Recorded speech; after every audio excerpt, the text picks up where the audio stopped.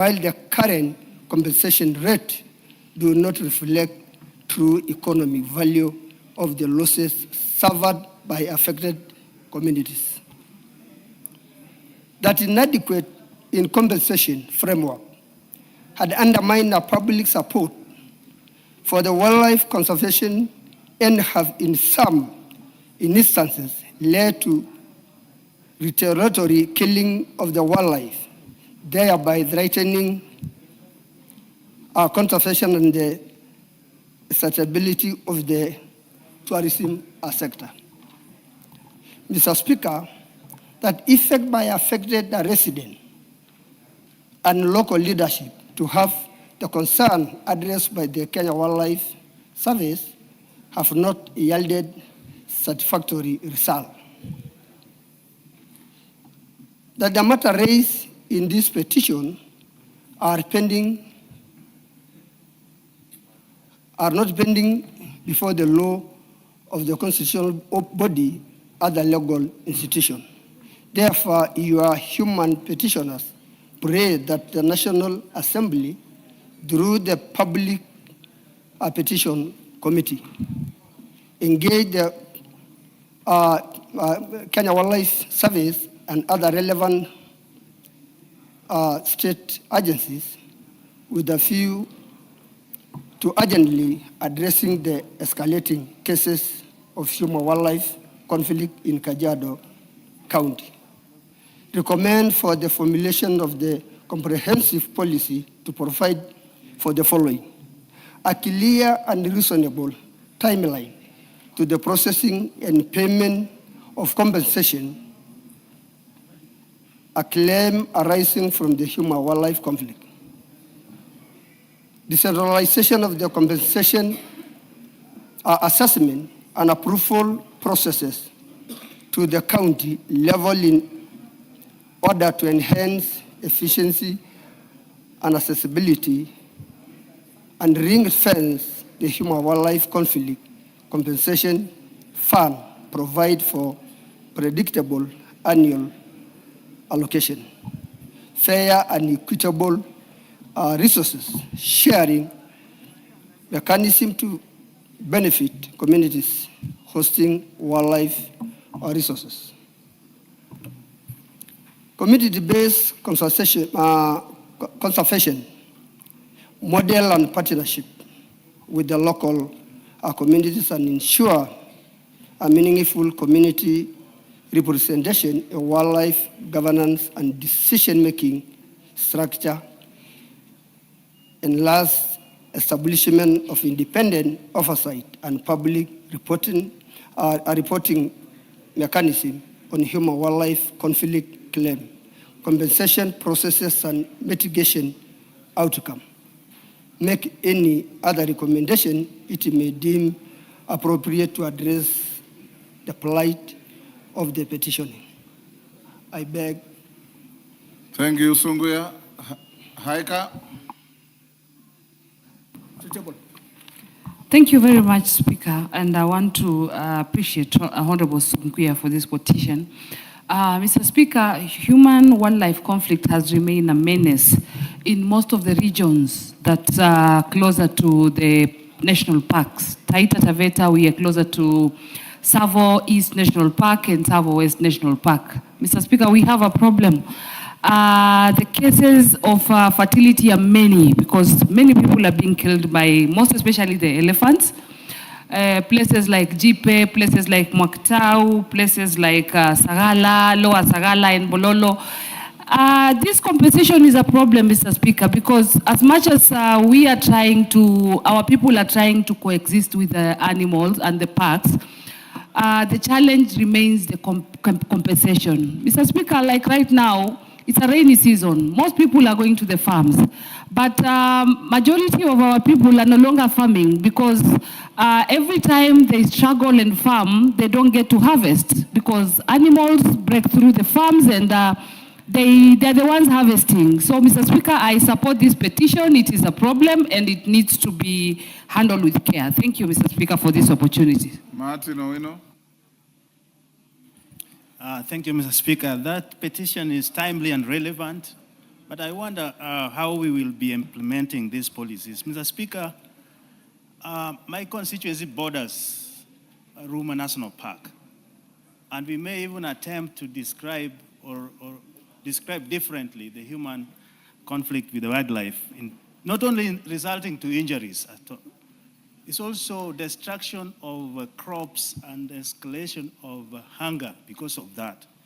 And that has gone on for a long time. Delay of compensation, which is not even commensurate with the damages, is also there. So my question, as we even take on this, is we have a lot of documentation in our books, in our shelves, but the implementation, Mr. Speaker, is lacking. What can we do to implement what we are passing in this House, even through regulations and policies we are talking about? Thank you, Mr. Speaker. Russell.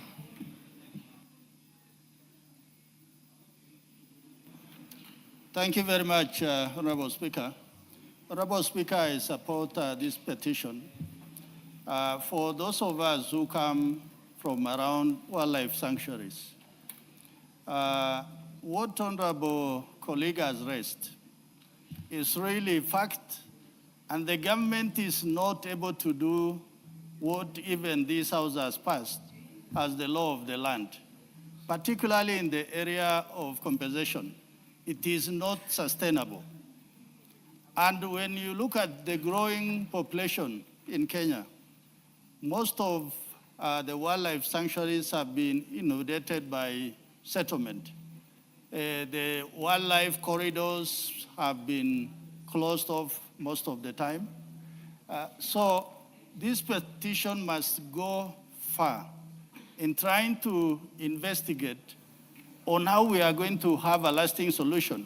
Because so long as the wildlife areas have been constrained, then that conflict will be inevitable. It will always be there. So this petition is timely, and I think we really need to do something as a country. Thank you, Honorable Speaker. Oundo, then you. Thank you, Honorable Speaker. Let me thank Honorable Sunkuya for this petition, because the issue of human-wildlife conflict always erupts any time and has been with us for many, many times and many occasions. Honorable Speaker, we are aware that many times it arises out of encroachment by humans towards wildlife sanctuaries. And secondly, the issue comes in because the government or the executive of this National Assembly does not appropriate adequate funds for purpose of compensation. So that should be an area of focus, and we must be ingenious on how we'll raise funds for purpose of compensation. Because you can never tell who will be hurt, who will be injured, who will lose life. So to budget precisely becomes a very, very big challenge. We had the occasion to sit down with the PS and mention something about insurance fund for such kind of a thing. Finally, Honorable Speaker, we also suffer from human life conflict. The issue of hippos from Lake Victoria. Hardly every 3 or so months, we must bury somebody who has died or has drowned as a result of their canoes or boats being destroyed by hippos. Hippos cross over from the lake and destroy foodstuff and food crops. We need to deal with this matter one way or another. We leave it to the experts to advise us on how to proceed. I support the petition. Thank you, Honorable Speaker. Honorable Speaker, allow me to support that petition. And actually, the main issue I wanted to support and report to you and the House is the issue of hippos, Honorable Speaker, along River Nzoia. I want to be very particular, Honorable Speaker. Last week on Wednesday, one of my residents at a place called Chimo was accosted by a female hippo. And Honorable Speaker, a female hippo is always very, very dangerous, especially when... There are hippos in Navajo. Honorable Speaker, there are very many hippos along River Nzoia, inside the water, and they normally stay outside, Honorable Speaker. Yes. It's really a big challenge. Yes. So when we are talking about, Honorable Speaker, the issue of human-wildlife conflict, yes, let's not look at the land wildlife. Yes. Let's also look at the river lake wildlife, such as hippos, Honorable Speaker. So yes, let that petition also encompass the effect of hippos, especially along River Nzoia, which are destroying both crops and human beings along the river, Honorable Speaker. Thank you. Taitumu. Honorable Taitumu. Okay, thank you, Mr. Speaker. Human-wildlife conflict in Egembe North is rampant. Mr. Speaker, during the rainy season when farmers are planted and during the dry season, these animals stray away from Meru National Park, damaging crops that are grown by the people. To make the matter worse, even when they complain to the rangers and the people in charge, they reluctantly end to the core. And when they do, they reluctantly drive those animals from the farms to the next village.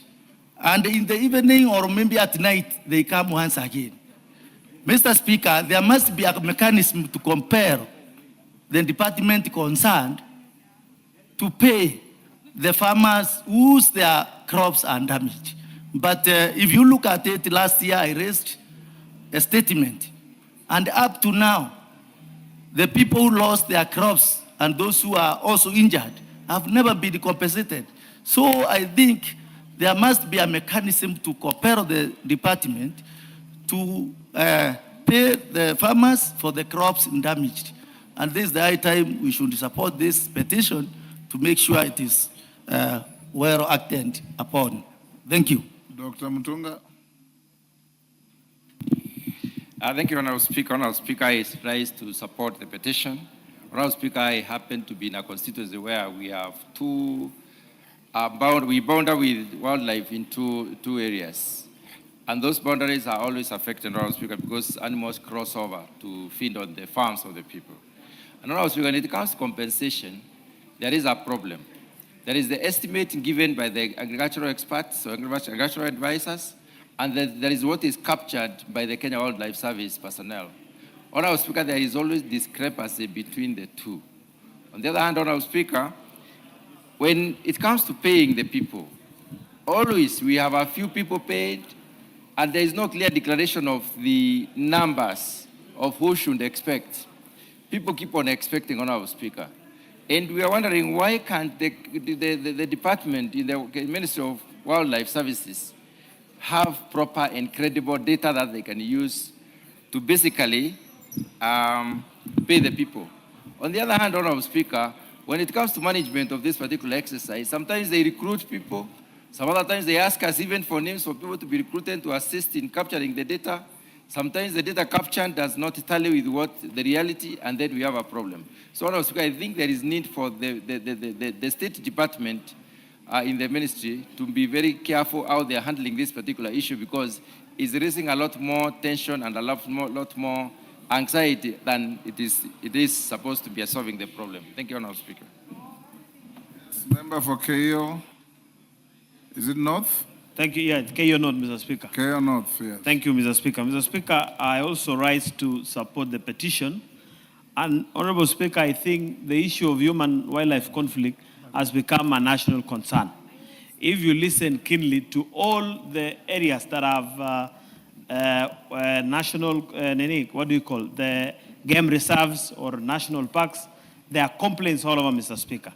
Mr. Speaker, in my constituency, I have a game reserve called Rimoi. And each and every time, farmers are struggling because elephants are coming out, destroying crops, human beings are losing their lives, and concerns have been raised. But I think KWS, it's either they lack the financial capacity or other mechanism, because each and every time when we raise concerns, it takes long, Mr. Honorable Speaker. Honorable Speaker, you know, losing a life caused by an elephant or a wild animal is very painful. It has even reached a point where people are asking, is it important to have an animal around, or we just stay as a community peacefully without having those facilities around?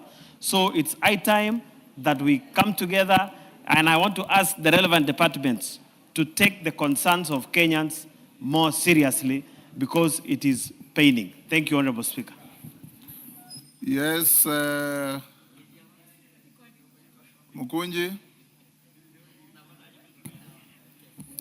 Thank you, Honorable Speaker. I also rise to say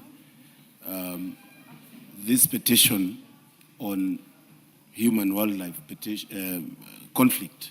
Honorable Speaker, and I want to urge this House to try as much as possible and enhance the budget for KWS. Honorable Speaker, when it comes to even the data to know who to compensate and getting the information right, Honorable Speaker, it is quite difficult. And I would agree with Sunkuya on the asks in the petition that there is a need to put quicker ways for compensation, ensure that we get clear way of identifying, including, Honorable Speaker, using the emerging technology, such as drones, to identify areas of risk. Honorable Speaker, in Embu, in Bere South, there is a serious crisis of women and young children being eaten by crocodiles from the river Tana, Honorable Speaker, a river that is serving Kenya with electricity. And I believe, Honorable Speaker, we need even to bring together the private sector, especially companies that benefit in some areas through either getting the natural resources and all that, Honorable Speaker. But this House must enhance the budget for KWS on matters to do with ensuring that they are well equipped, but also, Honorable Speaker, on making sure that compensation, it is a right for every person that has lost their livelihood, their lives, or even being maimed, Honorable Speaker, from wildlife. Honorable Speaker, I rise to support. Thank you. Thank you. I want to stop here. Those I give, take 1 minute each. Asinyen, Turkana member, 1 minute each. Give Asinyen the... Give Cecilia the mic. Okay, thank you, Honorable Speaker, for giving me this little chance to support this petition of human and wildlife conflict. Honorable Speaker, in the county where I come from, this conflict is on another level. Lake Turkana has burst its banks. Schools are floating in the lake. So the crocodiles are taking away people from classes. It is so painful, Honorable Speaker, on the side of Turkana. We only have one game park in Turkana South, and the rest of Turkana has got no game parks. Recently, in Lake Turkana again, that side of Lexon Ward, there was an incident of a leopard attacking a young boy. Honorable Speaker, we tried to supply even the concerned authorities with photos, but up to now, no action has been taken. The conflict between wildlife and humans should be looked into by the concerned ministry, Honorable Speaker. In Turkana, we need several game parks, not just one in Turkana South. There are wildlife roaming around, fighting people, destroying property, and people are losing lives, and nothing is being done. Yes, Kombe.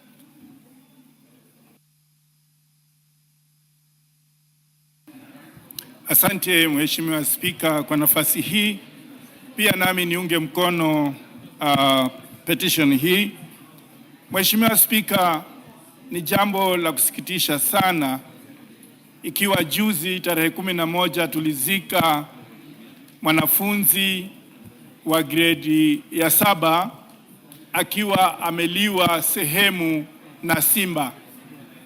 Mheshimiwa Spika, ingekuwa vyema kama idara hii ya wanyama pori ingeweza kuwekewa fedha za kutosha ili kuona kwamba wanaweza kufidia wale ambao wanapoteza wapendwa wao, na si huyo kijana mmoja tu.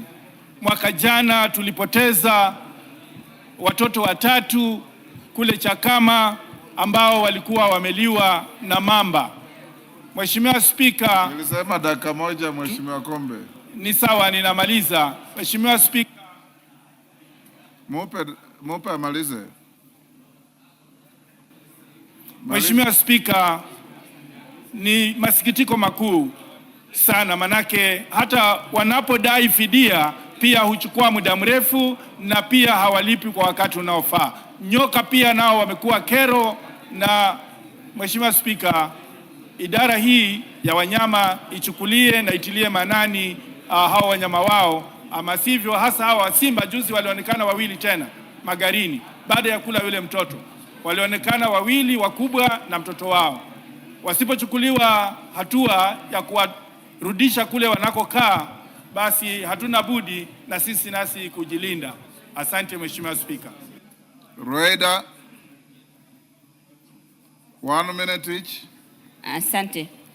Bwana Spika, nami nichangie kwenye hili ombi, ni muhimu sana, na pia hapa tulipitisha sheria ya wanyama wa bahari, lakini kule mashinani haijaanza kufanya kazi. Sheria tulipitisha, lakini hawa watu wa KWS bado hawajaanza kulipa watu wanaathiriwa na wanyama wa bahari. Pia Bwana Spika, hapa mpaka tutafute mbinu nzuri, manake leo nimeenda kwa komiti ya petition, kulikuwa na petition 4 ambazo ni ziko kwa KWS, lakini na hizi nyingine zinaenda. Sidhani kama hii komiti ya petition itaweza. Hii itabidi upange mpango Spika, hata kama ni kuja kwa wildlife tuwasaidie, manake petition ni nyingi kwa komiti. Leo asubuhi tumefanya petition 4 hizi za KWS. Asante. Today, Millie, 1 minute. Thank you, Mr. Speaker. Mr. Speaker, we are speaking because it's a big issue in our constituencies. Yes. In Suba North, Mr. Speaker, we have a problem of hippo attacks and crocodile attacks. Mr. Speaker, there's a young man who was sponsored by CDF, and he finished his Form 4. He went to fish with the father, and both of them were killed in Kaskunga area. But that is just one case. This is a very serious issue where I come from. And Mr. Speaker, the issue of compensation always delays. And we want to urge that this be hastened. Honorable Karoli has also told me to also raise the issue which concerns both my constituency and his, which is the Ruma National Park, which affects both Lambwe and his constituency, where the wild animals and the monkeys destroy crop and people are not able to earn their livelihoods. Mr. Speaker, I support. Mwafrika, are there wild animals in Nairobi? Yes, Mwafrika. Mr. Speaker, it has been said several times. Yes. That prevention is better than cure. Yes. That's why we have the Ministry of Tourism, yes, to make sure that we don't have that conflict between animals and human beings. The other aspect, Mr. Speaker, is the aspect of compensation. The ministry should come up with a very clear way of compensating those who are affected, Mr. Speaker. Thank you, Mr. Speaker. Thank you. Yes, member for, is it Garissa? Banissa. Yes, the new member for Banissa. Have you made your maiden speech yet? Go ahead. You have a minute. Give him the mic. You have it now. Thank you, Honorable Speaker. I want to add my voice into the debate on the petition of animal, wildlife, human conflict. Mr. Speaker, Honorable Speaker, this issue is an age-old issue. Where I come from in Banissa, there has been cases and incidents of snake bites, and a lot of people have, lost their life and limbs because of snake bites, and there is no proper mechanism for compensation. And our game warders in that area have taken the roles of security. They are not enforcing, this issue of animal-human conflicts. Honorable members, the last time I checked the law, I think this house, your house here, changed the law and removed snakes from compensation. So don't raise issues about compensation from snake bites. You removed the snakes from the list of animals where humans are compensated from their attacks. Ngelechei? Thank you so much, Honorable Speaker. I also wish to add my voice on this. You are the ones who did Mr. Speaker, I think it is about time also we consider maybe adding resources to KWS if that is their challenge, because we have rarely seen anywhere where KWS has compensated anyone. And the destruction by wildlife is so massive in this country, it cannot be quantified enough. Like, for example, where I come in Elgeyo Marakwet County, there is a place whereby elephants wake up in the night called Endo Ward. By morning, they have uprooted all the mango trees that human beings have planted for several years. There is also another place called Hemsa Ward. Recently, it attacked the farms and all the vegetables, watermelons and plants by human beings have been eaten. So, Mr. Speaker, I think we need to find a solution. Instead of complaining about KWS, we need to do something in this house. We add them the resources. Betsimba, are there wildlife in Kisauni? Asante sana Mheshimiwa Spika. Sina ndovu kwa Kisauni, lakini niko na tumbiri wengi sana. Mheshimiwa Spika, pia mimi nimesimama kuunga mkono ripoti hiyo. Kweli fujo ama vita baina ya wanyama pori na binadamu vimezidi na fidia zinachelewa. Mheshimiwa Spika, ningeomba bunge hili, fidia inachelewa kwa sababu fedha tunazozipatia ile wildlife ni kidogo. Tuongeze pesa kutosha ili kusudi wale waweze kulipa.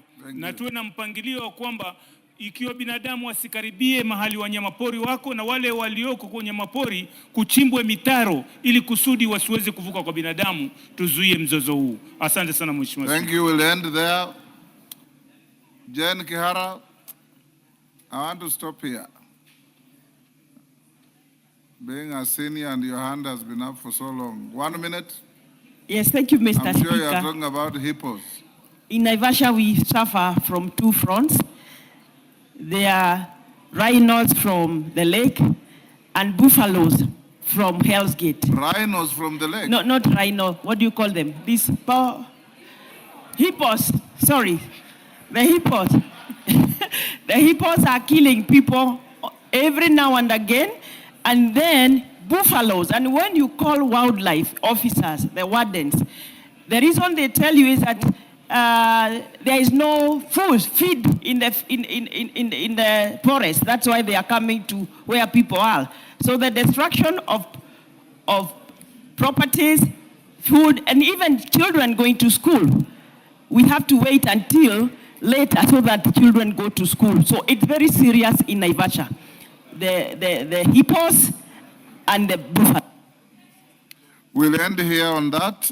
Committee on Public Petitions. Kareke. Kareke, what is it? I wanted to stop there. You'll be the last. Do you have the mic? Thank you. Thanks so much, Mr. Speaker. Mr. Speaker, I just wanted to make a comment as I support the petition and indicate that indeed the use of human wildlife conflict is a matter of national concern. The Ministry Oversight, as a chair of tourism, correct, is responsible for these compensations, isn't it? Yes, Mr. Speaker. Give us an assurance.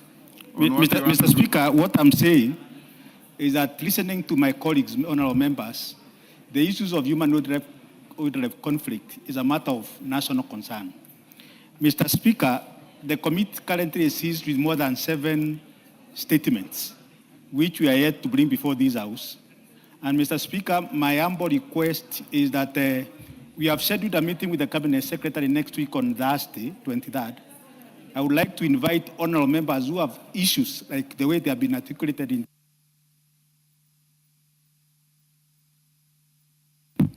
Thank you, Mr. Speaker. Mr. Speaker, I was saying this, that next week on Thursday, we will be having a meeting with the Cabinet Secretary, the Director General of KWS, and the PS, and other stakeholders, and I would like to invite the honorable members to come and attend the meeting so that all the issues which have been articulated in this house, they can be addressed by the ministry. Mr. Speaker, as we sit here, the pending certified compensation, it is more than 6 billion. Mr. Speaker, the amount of money which this honorable house has allocated this financial year is less than 2 billion, Mr. Speaker. Mr. Speaker, it's just unfortunate that even listening to the members supporting this petition, when a committee will recommend enhanced resources so that we can be able to accomplish the issues of human-wildlife conflict, unfortunately, we lose it. We have appeared before the budget committee even supplementary. One of our requests was enhancement of resources so that we can be able to compensate the cases which have been certified, Mr. Speaker. But unfortunately, it becomes unsuccessful. So, Mr. Speaker, on the same way which the honorable members are supporting this petition and raising the issues of human-wildlife conflict, I would humbly request the budget committee when I appear before the budget 26-27, they equally be able to support the committee so that we can be able to have enhanced resources. Mr. Speaker, the issue of mitigation and the issue of compensation. And without resources, Mr. Speaker, KWS cannot do far. Thank you, Mr. Speaker. Thank you. Petition committed to Committee on Public Petitions. Is the chair here, Karemba? Any member of the committee? Yes, Janet, you are the vice chair, yes.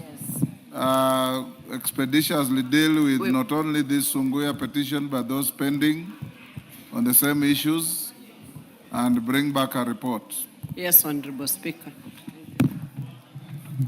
Honorable members, allow me to acknowledge Greenvale School from Keses, Wasingishu County, in the Speaker's Gallery. On my behalf, in the public gallery. On my behalf and on behalf of the House, we welcome the students, their teachers, and those accompanying them to the House of Parliament. Next order. Order number 5, papers. Majority Leader.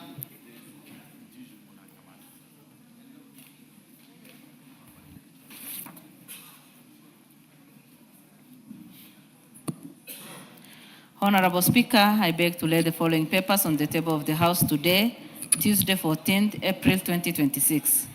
Biannual report of the Commission and Administrative Justice for the period January to June 2025, and B, reports of the Auditor General and financial statement of Counselors and Psychologists Board for the year ended 30th June 2024 and 30th June 2025, and the certificates therein.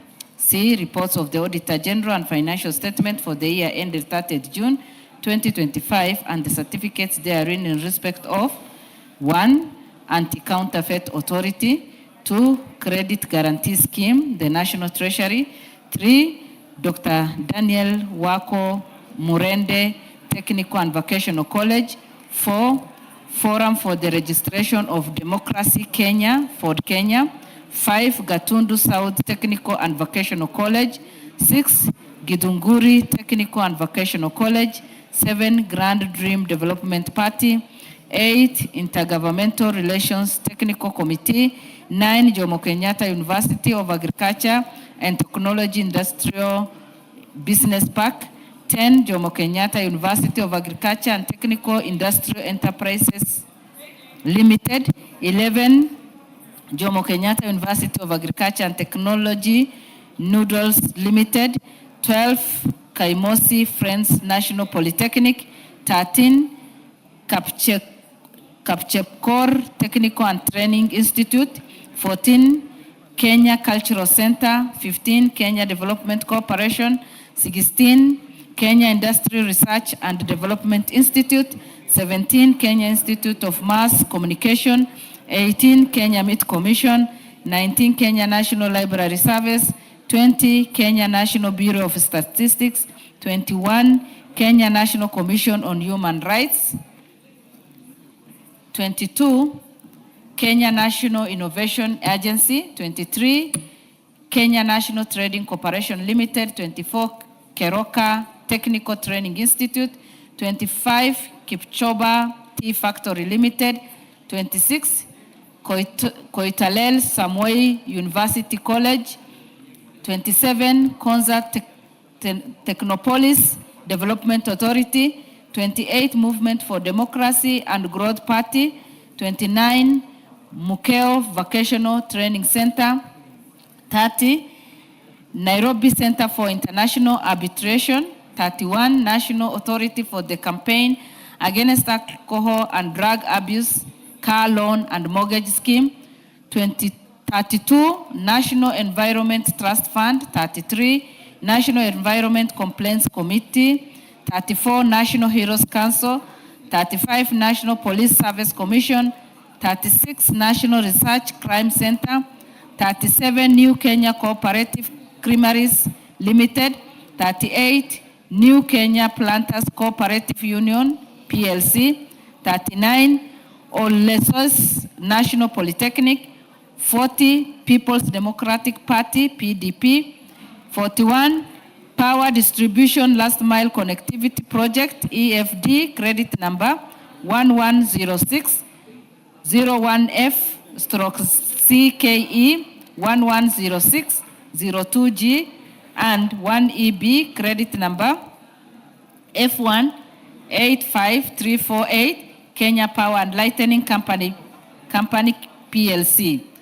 42, President's Award Kenya. 43, Rural Electrification Scheme, Kenya Power and Lightning Company PLC. 44, State Department for Environment and Climate Change. 45, State Department for ICT and Digital Economy. 46, State House. 47, Tana River Technical and Training College. 48, Taveta Technical and Vocational College. And 49, United Progressive Alliance, UPA. Thank you, Honorable Speaker, and I lay. Thank you. Next order. Order number 6, notices of motion. Order number 7, questions and statements.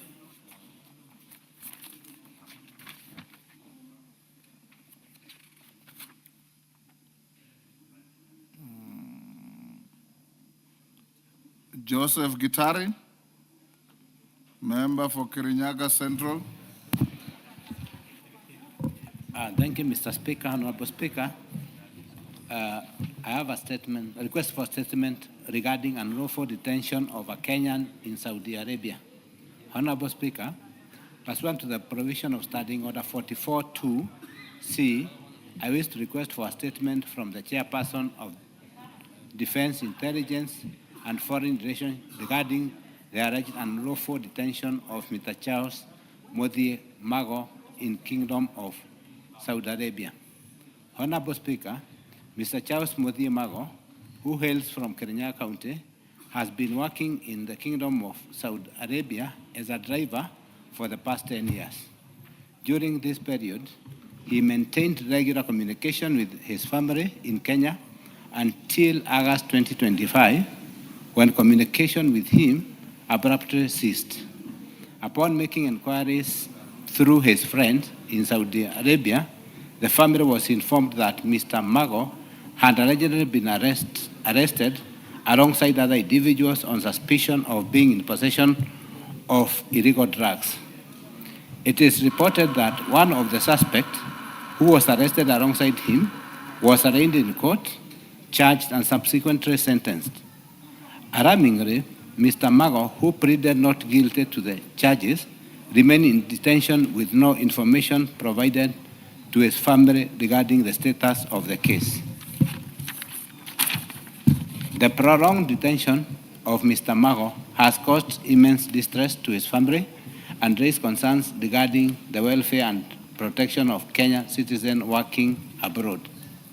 Honorable Speaker, it is against this background that I request for a statement from the Chairperson of the Departmental Committee on Defense, Intelligence and Foreign Relations on the following.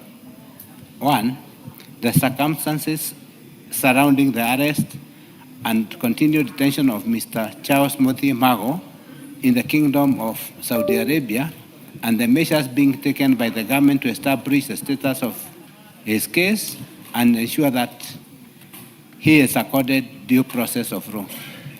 Number 2, assistance extended by the government to Mr. Mago to ensure due process is accorded, and lastly, the long-term measure being taken to safeguard the welfare and the rights of Kenyan citizens working in the foreign countries. I thank you, Honorable Speaker. Thank you. Chair, Defense and Foreign. Any member? Wangari, you're a member? Yes, I'm a member, Mr. 2 weeks. Speaker. 2 weeks. Thank you. Thank you. Titus Lotte. Titus Lotte, member for Kacheliba. Thank you, Mr. Speaker. I rise to request for a statement regarding delay in promotion of teachers in Kacheliba constituency. Honorable Speaker, pursuant to the provision of Standing Order number 44, 2C, I rise to request for a statement from the chairperson of the Departmental Committee on Education regarding delay promotion of teachers in Kacheliba constituency. Honorable Speaker, in 2017, the Teacher Service Commission adopted the Career Progression Guidelines to provide for a structured framework for the promotion of teachers based on standardization criteria, including academic qualifications, experience, appraisal, and availability of vacancies. The guidelines were intended to streamline promotion and ensure fairness, transparency, and consistency in career growth within the teacher service. However, teachers in Kacheliba constituency have raised serious concerns regarding promotion stagnation, with many principal, head teachers, and their deputies having served in acting capacities for more than 6 years without substantive appointment. Further, these teachers have been reportedly not been remunerated through any acting allowance. This situation has resulted in diminished morale, frustrations, and undermine the objective of career progression guidelines. Honorable Speaker, it is against this background that I request for a statement from the chairperson of the Department Committee on Education on the following. Number 1, a report on the number of teachers promoted in Kacheliba constituency since 2017, including principals, head teachers, and deputy head teachers, and the reason for the delay in promotion of eligible teachers for over 6 years. Number 2, a report on the implementation of the status of career progression guideline, particularly on the promotion of teachers serving in acting capacity for prolonged period in Kacheliba constituency. And finally, the measures that the Teacher Service Commission has put in place to remedy career stagnation among teachers, including remuneration of acting allowance and strategies to enhance motivation of teachers. I thank you, Honorable Speaker. Chair, Education. Any member from that committee? Or when you tell them 2 weeks?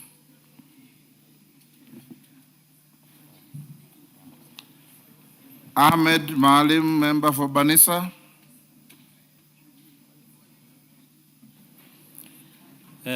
Thank you, Mr. Speaker. Thank you, Honorable Speaker. I rise to request for a statement regarding the road infrastructure in Banisa constituency. Honorable Speaker, pursuant to the provisions of Standing Order 44-2C, I rise to request for a statement from the chairperson of the Departmental Committee on Transport and Infrastructure regarding the deteriorating state of road infrastructure in Banisa constituency. Honorable Speaker, road infrastructure within Banisa constituency is in dilapidated condition, which has occasioned loss of life, high transport costs due to wear and tear of vehicles, and destruction of property arising from frequent accidents. The roads are characterized by inadequate drainage system and structurally compromised formations, rendering them hazardous, particularly during periods of heavy rainfall. Honorable Speaker, for instance, on the 24th of March, an area resident, Mr. Edin Hassan Amina, lost his life after his vehicle was swept away by flash flood along the Banisa-Moyale Road. This incident underscores the persistent neglect of critical road infrastructure in the area. Honorable Speaker, having only recently emerged from the prolonged drought, residents are now grappling with the adverse effect of torrential rains, which have been exacerbated by inadequacy of the existing infrastructure. It is noteworthy that Banisa constituency has lacked direct parliamentary representation for a considerable period, resulting in sustained failure to address essential infrastructure projects and the deterioration of the already deplorable road infrastructure. This situation calls for urgent attention to restore the road to better condition. Honorable Speaker, it is against this background that I seek a statement from the chairperson of the Departmental Committee on Transport and Infrastructure on the following. 1, the measures being taken by the government to rehabilitate and upgrade the road infrastructure in Banisa constituency, and the immediate steps being taken to ensure accessibility of essential service within the area during the rainy season and the expected timeline of completion. I thank you, Honorable Speaker.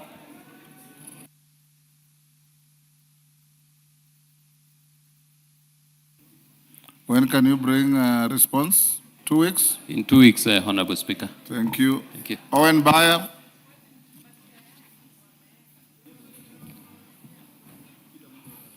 Thank you, Honorable Speaker. Honorable Speaker, I want to take this moment and this time to, one, thank you, Honorable Speaker, for condoling with me, calling me on the phone when I lost my mother, and also coming over to mourn and attend the funeral and bury my mother. I also want to take this opportunity to thank every member, including my leader here, the Honorable Kimani Chungwa, for taking time actually to come during the funeral. But more important, I want to thank every member that prayed for us, that condoled with us, that made available financial support and moral support during that difficult time for my family. Honorable Speaker, I want to end there and say thank you very much, everyone. Asante sana, Speaker. Yes, Wangari. Thank you, Mr. Speaker, for indulging me. Mr. Speaker, on 1st of April, I requested a statement on the floor to the Committee on Internal Security on the death of baby Faiz Leslie Faraji, who died last month in Gilgil Hills Academy. Mr. Speaker, you directed that that statement be brought last week. It is now another week, and we still haven't heard from the committee. And this matter, Mr. Speaker, is a matter of national concern. I would like that we hear from the committee on how far this statement has gone and when we should expect it on the floor. Tongoyo, are you ready? Honorable Speaker, unfortunately, we are not. When can you? We have been in constant talk, even including with a member, and I've just called the person from the OP, and they had written actually a statement that it is underway. I will ask you, Speaker, maybe give us to Thursday. Hopefully, we'll be able to. Thursday afternoon? Yes. Okay. Next order. Yes, Gisairo. Thank you, Honorable Speaker. Honorable Speaker, you'll recall that some time back, I did rise on a point of order in regard to the deductions on carer monies, the 22% and the 10%, where a total of 13 million had been deducted from every constituency. And you had guided that a response was to be brought within a week or so. Honorable Speaker. Who was to bring that response? Was it majority leader or chair? Majority leader. It was majority leader? Yeah. Majority leader, do you have a response on that? Yes, Honorable Speaker. I was hoping Honorable GK would be here because... Who? Honorable GK, the chair of the There Transport Committee. He's shaking hands with Murugara. He is very busy with Honorable Murugara and the Honorable Member for Buri. The CS wrote to me and indicated that it's a matter that he had already interacted with the committee on. Yes. And probably we could give the Honorable GK an opportunity. I'm certain he did not hear what the issue was about. It's about RMLF, the reduction of 13 million shillings, because I am aware the CS was to interact with the committee on that matter and to give a detailed response to that issue. and he had written to me indicating GK, that he was engaging with can the you committee. bring a comprehensive response to that tomorrow afternoon? Fortunately, Honorable Speaker, I do know how to multitask, so I heard you, Honorable Ishungwa, well and clear. So, Honorable Speaker, we will avail a good response in the course of the week by Thursday. So Thursday afternoon, yes. Okay. Thank you. Is either Thursday? Yes. Next order. Yes, Honorable Millie.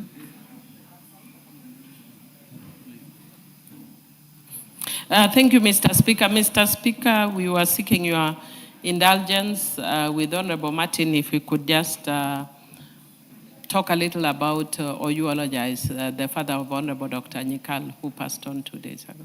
Martin Owino had seen me about it, but throughout the proceedings, he has showed no indication of wanting to say anything about it. Mr. Speaker, it's just that Honorable Martin Owino is the elder of the Seventh-day Adventist Church, and he's not been overtaken sometimes by the enemy, the devil, like me. I'm also the wife of an elder, but once in a while the devil steals me and I say my strange things. Him is more humble than me. So I'm actually tearing him. But we just wanted to say a little on... Go ahead. Yes, maybe if, with your kind permission, Martin. if you can start, then I follow. Martin. Thank you, Mr. Speaker. Mr. Speaker, I appreciate the time I rise to inform the House that we have lost the father of our brother, Dr. Nyikal, Wambura Nyikal. Mzee Eliud Nyikal Okaka passed on last Saturday when we had just gone to see him. After a few hours, he passed on. Mr. Speaker, life and legacy of Mzee Eliud Nyikal is laced with integrity, with values, discipline, and hard work. Mzee Eliud walked the chapter 6 even before we had the Constitution. And Mr. Speaker, that is evidence in his son, who is a fellow alumni of Onjiko, like me, we call it the Onjiko. Others also have BB here. But Dr. Nyikal is a renowned pediatrician. He's a career civil servant. Dr. Nyikal has been in this House, this is his third term, and is the current chair of the Health Committee. The burial of Mzee Eliud will take place in Seme on May 2nd. And Honorable Speaker, I want also to announce the members that the family has asked me to represent them, especially on behalf of the Parliament, in your responses, your interest, your logistics, which we have also discussed with the Speaker. Honorable Speaker, on behalf of myself, the people of Ndewa, I want to offer heartfelt condolences to the family. He's not only a father of my friend, but he's also a relative when we connect with Ndewa. We gave him a lady. And all these years, we have never pressed any return button. He took care of her very well, and the lady is still living. Mr. Speaker, with those few remarks, I want to urge the entire comrade in this House to pray for the family of Dr. Nyikal. Mr. Speaker, I thank you. Millie? Thank you, Mr. Speaker. Let me take this opportunity too on my behalf and on behalf of the people of Suba North to bring my condolences to the family of Nyikal on the loss of their father. Mr. Speaker, it was only about, I think sometimes last week when I was talking to Dr. Nyikal about the father, and when he told me that the father was alive, I was saying, you know, you're really blessed to have a father. Some of us lost our fathers when we were young, but Mr. Speaker, it doesn't matter how old, a father or a parent is usually very special in a person's life. We thank God for the many years that he gave Dr. Nyikal and also for the children that he's been able to raise. And I want to agree that Dr. Nyikal is a person of integrity and serves this house with diligence. And even as he mourns his father, we wish to stand with him and say may his soul rest in eternal peace. Thank you. Makali Mulu. Yeah, thank you so much, Honorable Speaker. Honorable Speaker, let me join colleagues in really saying Paul to our colleague, Dr. Nyikal, for the loss of his father. Honorable Speaker, I really don't know Mr. Nyikal, but I've interacted with the son since 2013 when we joined this house. And there is this common saying, Mr. Speaker, that a tree will always give good fruits. And if you see good fruits from a tree, you know the tree is good, Honorable Speaker. So I'm imagining that Mzee must have also been a very good Mzee. And when we talk about integrity, Honorable Speaker, I can really confirm that Dr. Nyikal falls into that class of people who believe in high integrity. And it's a big loss to the family, big loss to the people of that constituency where Dr. Nyikal comes. So on my own behalf of my family, and behalf of the good people of Kitui Central, I want to send my deepest condolences to the family and wish my friend Dr. Nyikal all the best as we prepare to send his father to give him a befitting send-off. May the soul of Mzee rest in eternal peace. Amen. Patrick. Thank you, Speaker. Speaker Eliza, the Vice Chairman of the Health Committee. My chairman is Dr. Nyikal. Theology is his father. I've had the advantage of working with Dr. Nyikal from last parliament to this parliament. I've had the opportunity of interacting with the old man, the father, and I can tell you, Dr. Nyikal is one man, even at his old age, who loved his father dearly. Dr. Nyikal has been there for his father almost every day. I've seen the struggle, I've seen the pain in him. Anytime he talked about the pain the father was going through, I talked to him the day the father passed on, and I've never heard a man his age so heartbroken again. So, Mr. Speaker, I just stand to eulogize the old man and congratulate him for lifting up quite a great man in this country. Dr. Nyikal is quite a great man in this country. Working under him as his vice chairman, I can attest to the fact that Dr. Nyikal is a great man. And we say a fruit does not fall far from the tree. So we are brief. The things we see in Dr. Nyikal were put in him by the father who brought him up. We had the whole house. We support Dr. Nyikal. He is a ranking member in this parliament. He's someone who has served this house so diligently. So let's support him. We have a group here contributing. Let's support him to give his father a decent send-off. Thank you, Mr. Speaker. Thank you. We send our collective condolences to Dr. Nyikal. I'm told the burial is on 2nd, so we'll play our part. Next order. Order number 8, the Special Economic Zones Amendment Bill, National Assembly Bill number 8 of 2026, second reading. Mover to reply. Majority Leader.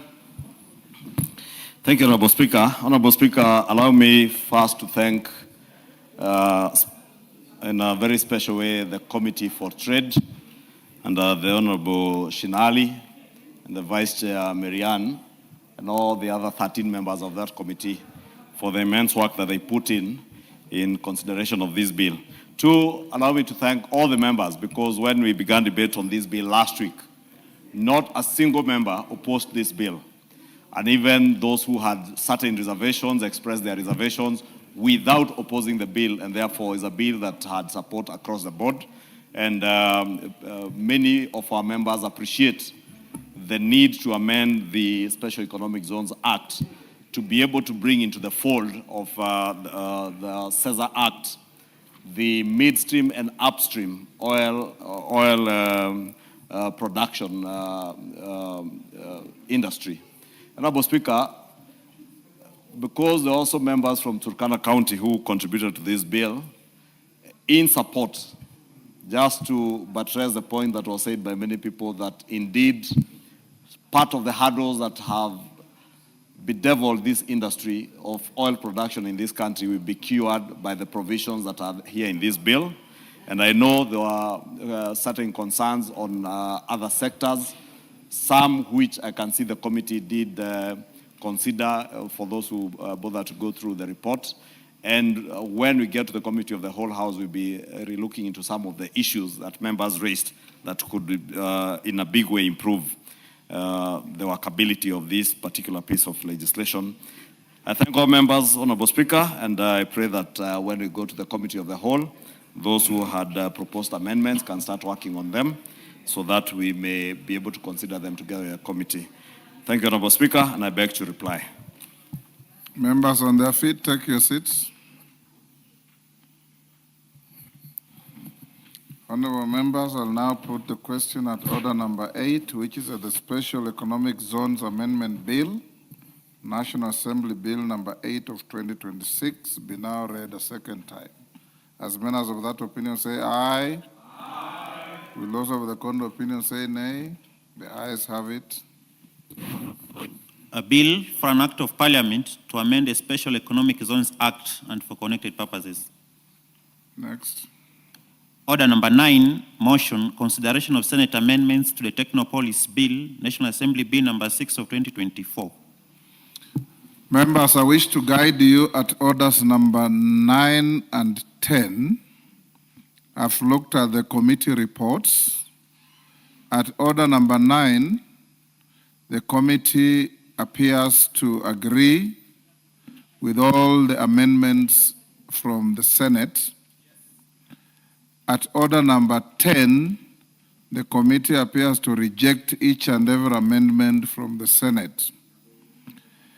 At order number 11, the same two orders are going to committee of the whole House. So I would advise, unless there's somebody with a pressing issue on the two orders, we have a mover, seconder, question put. Second at 10, mover, seconder, question put. Then if you have any issues, deal with them at the committee stage. At order number 10, if you vote in the negative, then there will be no committee to go to. We'll straight away commit the bill to mediation, in which case I'll wait for your majority leadership in consultation with the minority to propose names to the mediation committee, which will forward to the other house, and they'll also nominate a similar number, and they can deal with the matter in mediation. So we'll proceed that way. Clerk, call out order number 9. Order number 9, motion, consideration of Senate amendments to the Technopolis Bill, National Assembly Bill number 6 of 2024. Majority Leader. Thank you, Honorable Speaker. Honorable Speaker, I beg to move that the Senate amendments to the Technopolis Bill, National Assembly Bill number 6 of 2024 be now considered. Honorable Speaker, as you have ably guided, members will see on page 578, I believe, 578 of the order paper today, there are quite a number of amendments, all which the committee, the CII committee, agrees with that were passed in the Senate, and the committee has since considered them and agreed with all those amendments. Therefore, I just beg to move and urge the House to support the committee's recommendation in their report that we do agree with the amendments in the Senate, so for us to be able to go to the committee of the whole on that particular bill. I beg to move and request the chair of the CII committee, the Honorable KJ, member for Dagoretti, to second. Honorable Speaker, I thank you, and I thank you, Honorable Leader of Majority, and that's the situation as is, that our committee did consider the amendments that were brought by Senate. And Honorable Speaker, this is the reason why the bills that have matters to do with counties are taken to the Senate, because the proposals that came from Senate that had to do with this bill all have to do with devolved functions. And when our committee had a look at the recommendations that were coming out of Senate, we were in agreement with all the amendments that you are making as concerns counties, Honorable Speaker. And so, Mr. Speaker, I stand to second. I thank you. Thank you.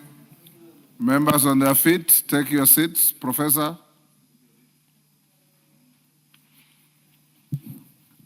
Honorable members, I now propose the question at order number 9, that the Senate amendments to the Technopolis Bill, National Assembly Bill number 6 of 2024 be now considered. Put the question. I now put the question, honorable members, at order number 9, which is that the Senate amendments to the Technopolis Bill, National Assembly Bill number 6 of 2024 be now considered. As members of that opinion say aye. Aye. Will those of the contrary opinion say nay? The ayes have it. Next. Order number 10, motion, consideration of Senate amendments to the Cooperatives Bill, National Assembly Bill number 7 of 2024. Majority Leader. Thank you, Honorable Speaker. Honorable Speaker, I beg to move that the Senate amendments to the Cooperatives Bill, National Assembly Bill number 7, be now considered. Honorable Speaker, again, as you indicated in your brief to the House, this Cooperatives Bill amendments, the committee is recommending to agree with about 40-something amendments done in the Senate and rejecting over 100 amendments. And therefore, the logical thing to do, Honorable Speaker, is to reject this so that we may go into mediation and be able to agree with the other House on many of the amendments that the committee has disagreed with, the over 100 amendments. It's only fair that we give the committee an opportunity to be able to interact with the other committee in the other House and agree. Therefore, beg to move, and I want to request the Honorable Shinali, the chair of the committee that considered these amendments, to second. Thank you, Honorable Speaker. Thank you, my Majority Leader. Speaker, as you have directed, and Majority Leader has alluded to it, the committee sat and went through clause by clause, Honorable Speaker, considering the constitutionality of the bills and what adds content to the bill, Honorable Speaker. Those ones which you could agree with, we agreed, and the rest, Honorable Speaker, some were creating offices on the county level, reflecting what is on the national level, Honorable Speaker, that would really cause confusion in the implementation of the bill. Honorable Speaker, I second. Order those on their feet, take your seats. KJ, take your seats.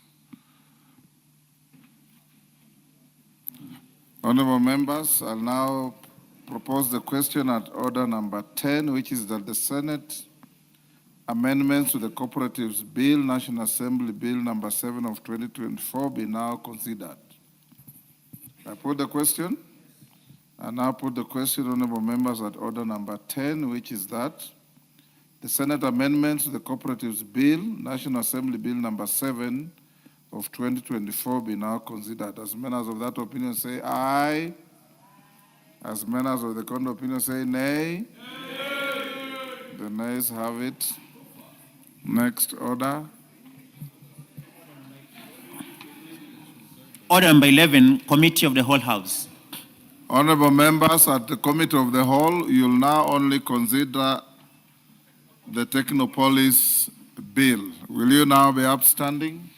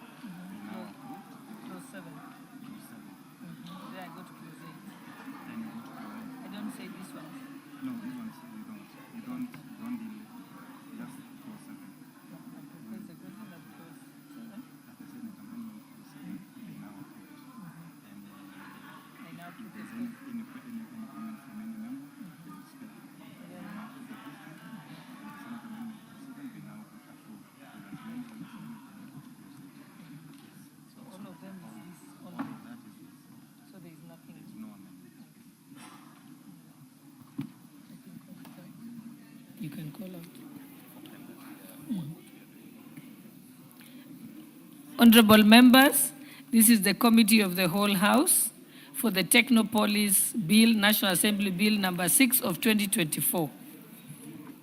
Senate amendment to clause 7. Honorable members, I now propose the question that the Senate amendment to clause 7 be now approved. Any comments?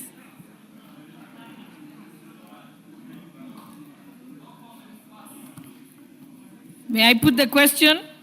Honorable members, I now put the question that the Senate amendment to clause 7 be now approved. Will as many as of that opinion say aye? Aye. Will as many as of the contrary opinion say nay? The ayes have it. Senate amendment to clause 8. Honorable members, I now propose the question that the Senate amendment to clause 8 be now approved.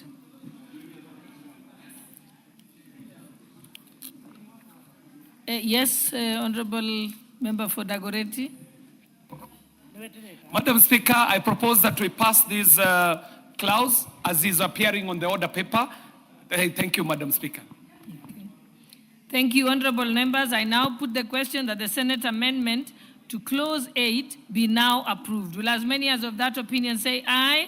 Aye. Will as many as of the contrary opinion say nay? The ayes have it. Senate amendment to clause 13. Honorable members, I now propose the question that the Senate amendment to clause 13 be now approved.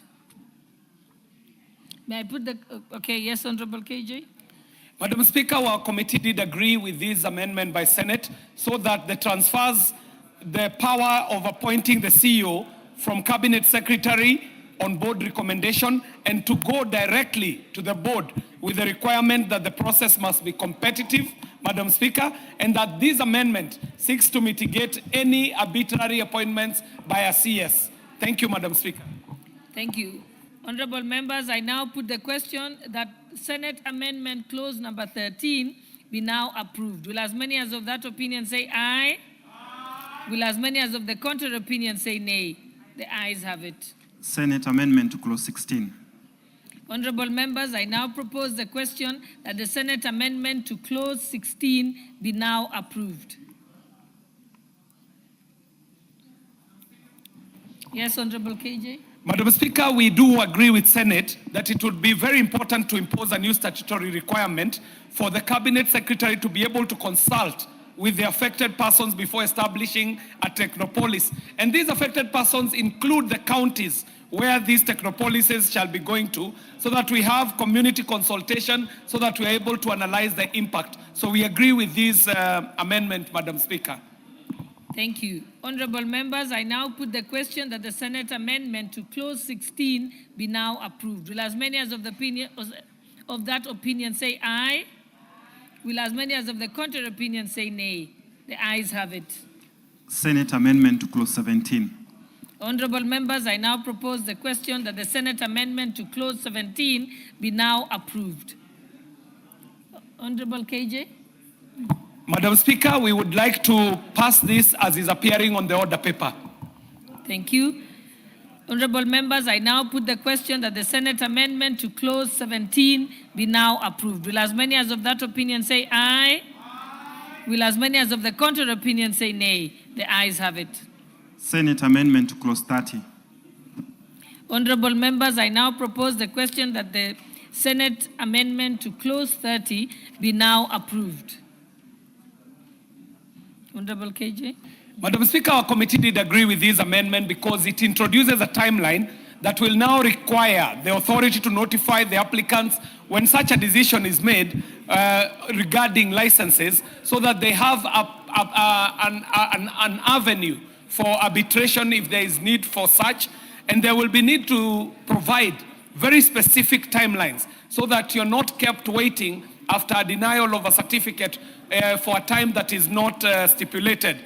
This is in order, Madam Speaker, so that it complies with the constitutional provisions on the fair administrative actions. Thank you, Madam Speaker. Thank you. I now put the question that the Senate amendment to clause 30 be now approved. Will as many as of that opinion say aye? Aye. Will as many as of the contrary opinion say nay? The ayes have it. Senate amendment to clause 31. Honorable members, I propose the question that Senate amendment to clause 31 be now approved. Honorable members, I now put the question that the Senate amendment to clause 31 be now approved. Will as many as of that opinion say aye? Aye. Will as many as of the contrary opinion say nay? The ayes have it. Senate amendment to clause 32. Honorable members, I propose the question that Senate amendment to clause 32 be now approved. Honorable KJ. Madam Speaker, I do see members have the green paper, and the import of this amendment is to introduce a new subclause number 5, which shall be requiring the authority to give reasons for the rejection of an application, and so that an application for renewal. There is also a new subclause 6, which will allow a licensee to submit new application for renewal after initial rejection. Madam Speaker, this is only fair. This is just providing justice, Madam Speaker, and this is in order so that we may be able to comply with the constitutional provisions, again, of fair administrative justice. Thank you, Madam Speaker. Thank you. Honorable members, I now put the question that the Senate amendment to clause 32 be now approved. Will as many as of that opinion say aye? Aye. Will as many as of the contrary opinion say nay? The ayes have it. That brings us to the end of the Committee of the Whole House.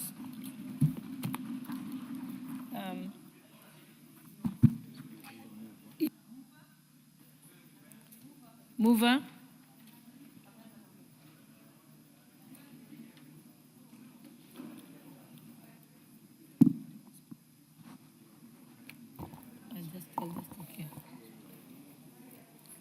Madam Speaker, I beg to move that the House do agree with the committee in the said report. I also... Honorable KJ Chairperson, just proceed as indicated. Yes. Honorable Chairperson, I do beg to move that the committee do report to the House its consideration of the Senate amendment to the Technopolis Bill, which is our National Assembly Bill number 6 of 2024, and their approval thereof without amendment.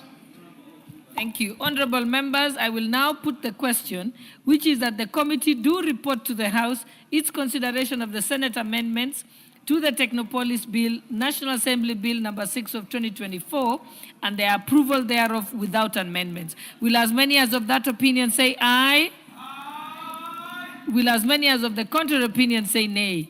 The ayes have it.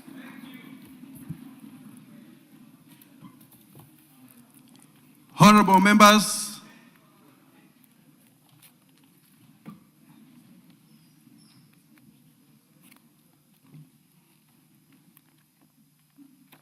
Madam Speaker,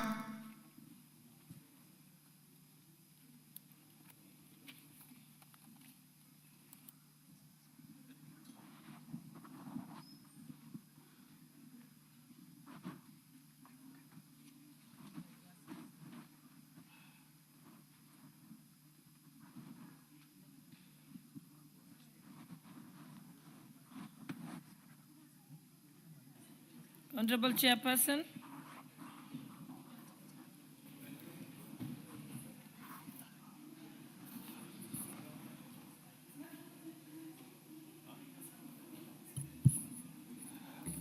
Proceed, Honorable Chairperson, to report to the House.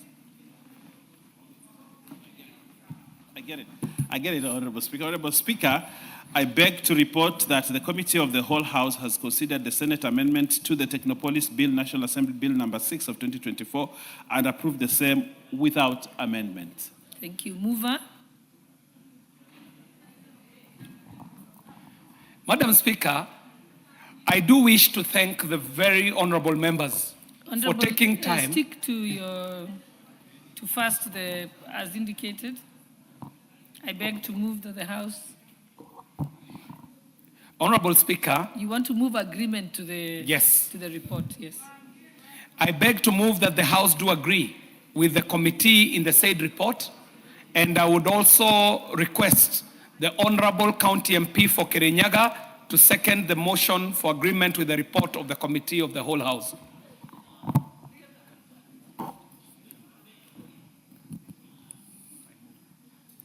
Proceed. Honorable Speaker, I move. Thank you. I beg to second. I beg to second. Thank you.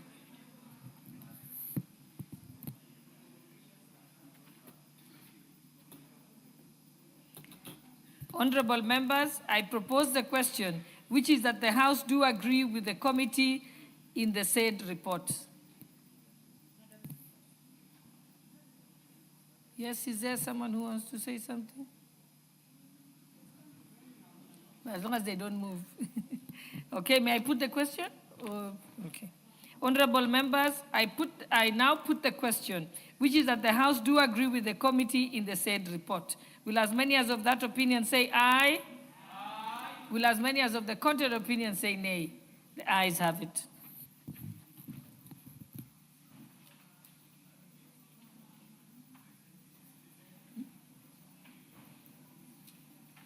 Next order.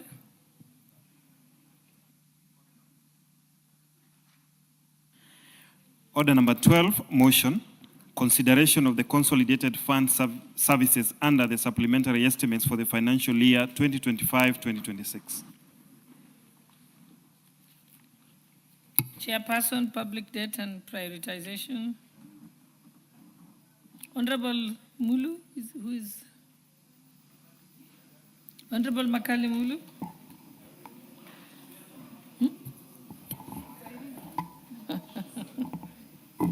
Honorable Murembo, sorry. I thought it was Honorable Makali. Thank you.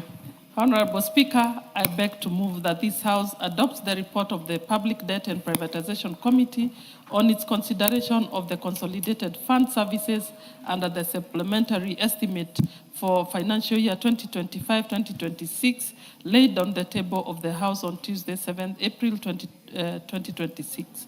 Honorable Speaker, I wish to thank the members of the Public Debt and Privatization Committee for their diligence and commitment in considering the consolidated fund service expenditures and preparing this report for the consideration by the House. Honorable Speaker, consolidated fund services or CFS expenditure comprises of statutory expenditures charged directly on the consolidated fund as provided for under the Constitution and various acts of Parliament. This includes public debt service, pension payments, salaries, and allowances for holders of constitutional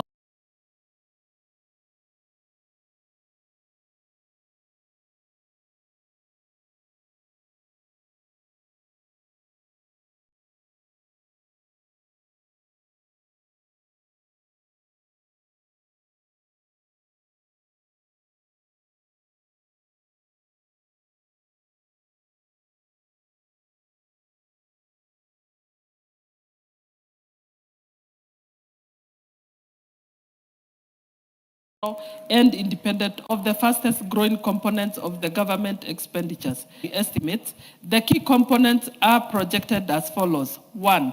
Public debt service will rise from 1.9 trillion in the approved budget to Kenya shillings 2.34 trillion. Pension expenditure will remain at Kenya shillings 234.9 billion. Salaries, allowances, and related expenditures will increase by 431.34 million from Kenya shillings 4.67 billion to Kenya shillings 5.09 billion. Honorable Speaker, at this juncture, I would like to provide a minor clarification that sub-paragraph Roman 1 under paragraph 6 should read Kenya shillings 2.3 trillion as opposed to Kenya shillings 1.9 trillion. Honorable Speaker, the committee considered these supplementary estimates at an important stage in Kenya's fiscal management and reform journey. The proposed adjustment highlighted the continued significance of statutory expenditures, particularly public debt services.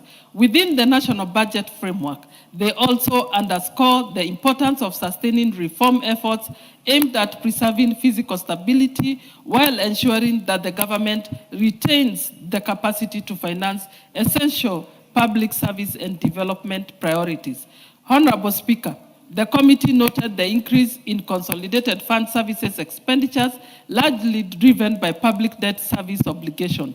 The projections show that debt service continues to account for the largest share of the statutory expenditure, with direct implications for the physical space available to support other national priorities. The committee, therefore, sees this as a timely opportunity to deepen ongoing efforts to improve debt planning, expenditure prioritization, and the overall management of the budget framework. Honorable Speaker, the committee further observed that the supplementary estimates reflect a wider physical deficit and a corresponding increase in the public debt stock. In the committee's view, this reinforces the importance of stronger physical discipline, improved debt planning, and closer alignment between borrowing decisions, debt operations, and the medium-term physical framework. While liability management operations remain an important instrument in easing immediate financial pressures, their effectiveness would be enhanced by a clear, transparent, and forward-looking policy framework that supports both short-term physical management and long-term debt sustainability. Honorable Speaker, the committee also noted a number of areas where continued reform would yield important gains, including the adequacy of budget provision for debt service, transparency in debt operation, the management of off-budget and off-balance sheet commitments, and the timeliness of pension disbursement. These are important aspects of public finance management and provide a useful basis for strengthening reporting, improving predictability in physical planning, and enhancing parliamentary oversight over obligation charged to the consolidated fund. Honorable Speaker, in undertaking this review, the committee benefited from submissions by the National Treasury, the Central Bank of Kenya, and the Office of Controller of Budget.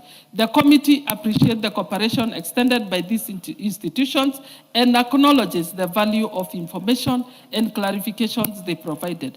The committee also recognizes the support of the Office of the Speaker of the National Assembly and the Office of the Clerk of National Assembly in enabling it to discharge its mandate effectively.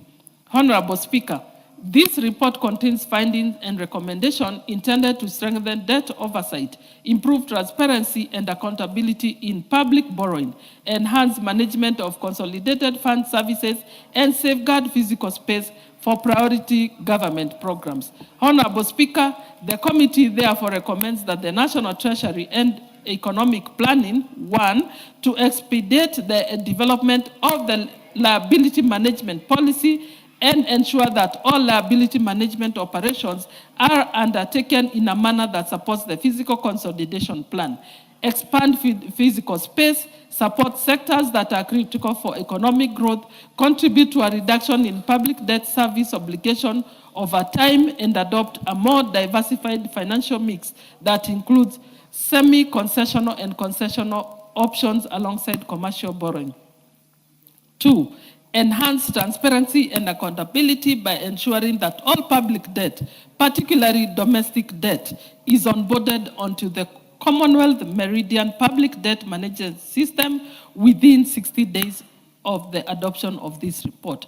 3, strengthen the acquisition, application, and oversight of domestic borrowing through the development of joint reporting standards in collaboration with the Controller of Budget and the Central Bank of Kenya for tracking and utilization of domestic debt. 4, enhance accountability and improve the efficiency and effectiveness of borrowed funds by issuing guidelines and directives within 20 days of the adoption of this report to all ministries, departments, and agencies, requiring them to prepare annual reports on the efficiency of loan utilization within 30 days after the close of each financial year, and thereafter submit the reports to the National Assembly for scrutiny.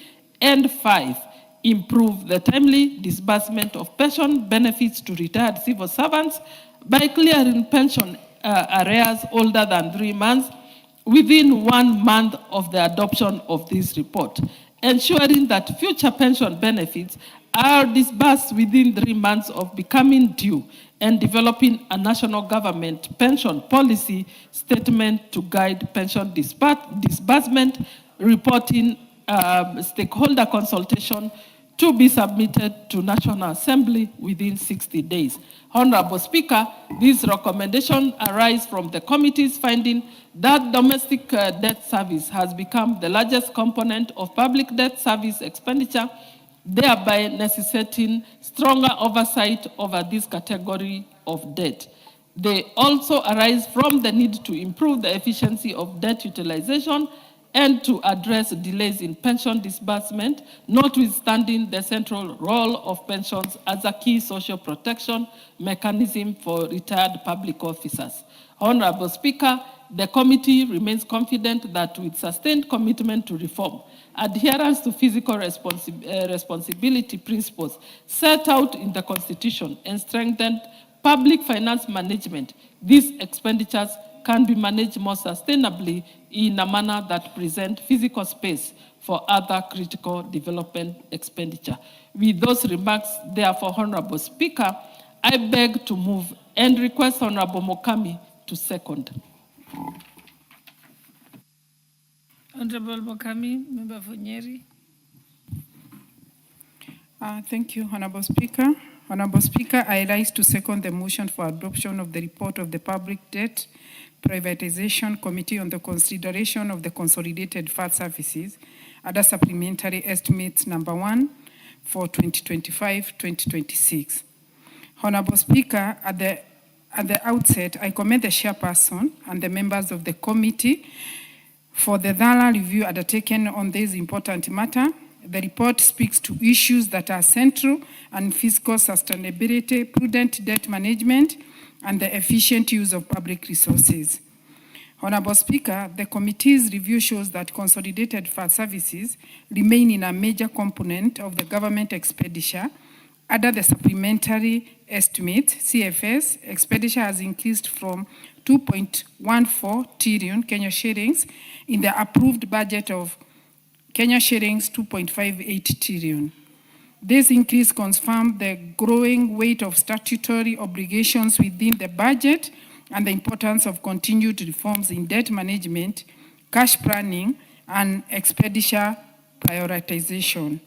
Honorable Speaker, the most significant component of this expenditure remains public debt service, which now accounts for 91% of total CFS expenditure. This clearly demonstrates the extent to which debt obligation continue to shape the fiscal space available for other public programs. The issue before the House, therefore, is not merely one expenditure adjustment, but also one of ensuring that the budget framework remains sustainable and responsive to the national priorities.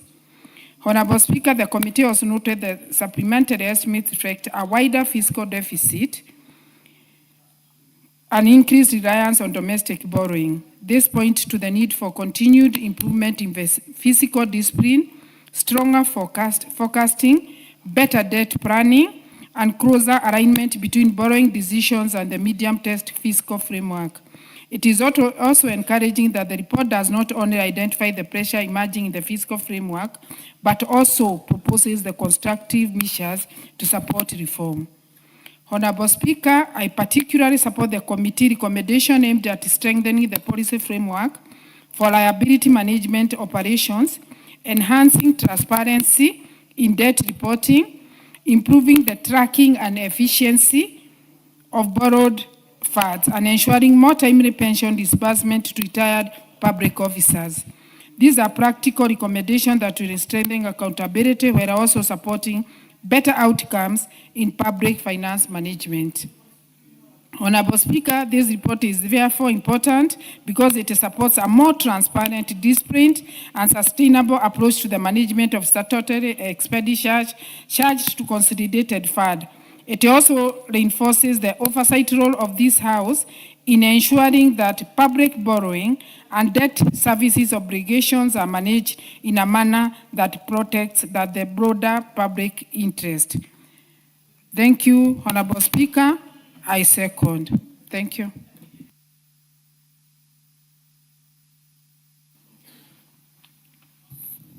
Honorable members, I now propose the question that the House adopts the report of the Public Debt and Privatization Committee on its consideration of the Consolidated Fund Services under the supplementary estimates for the financial year 2025-2026, laid on the table of this House on Tuesday, 7th April 2026.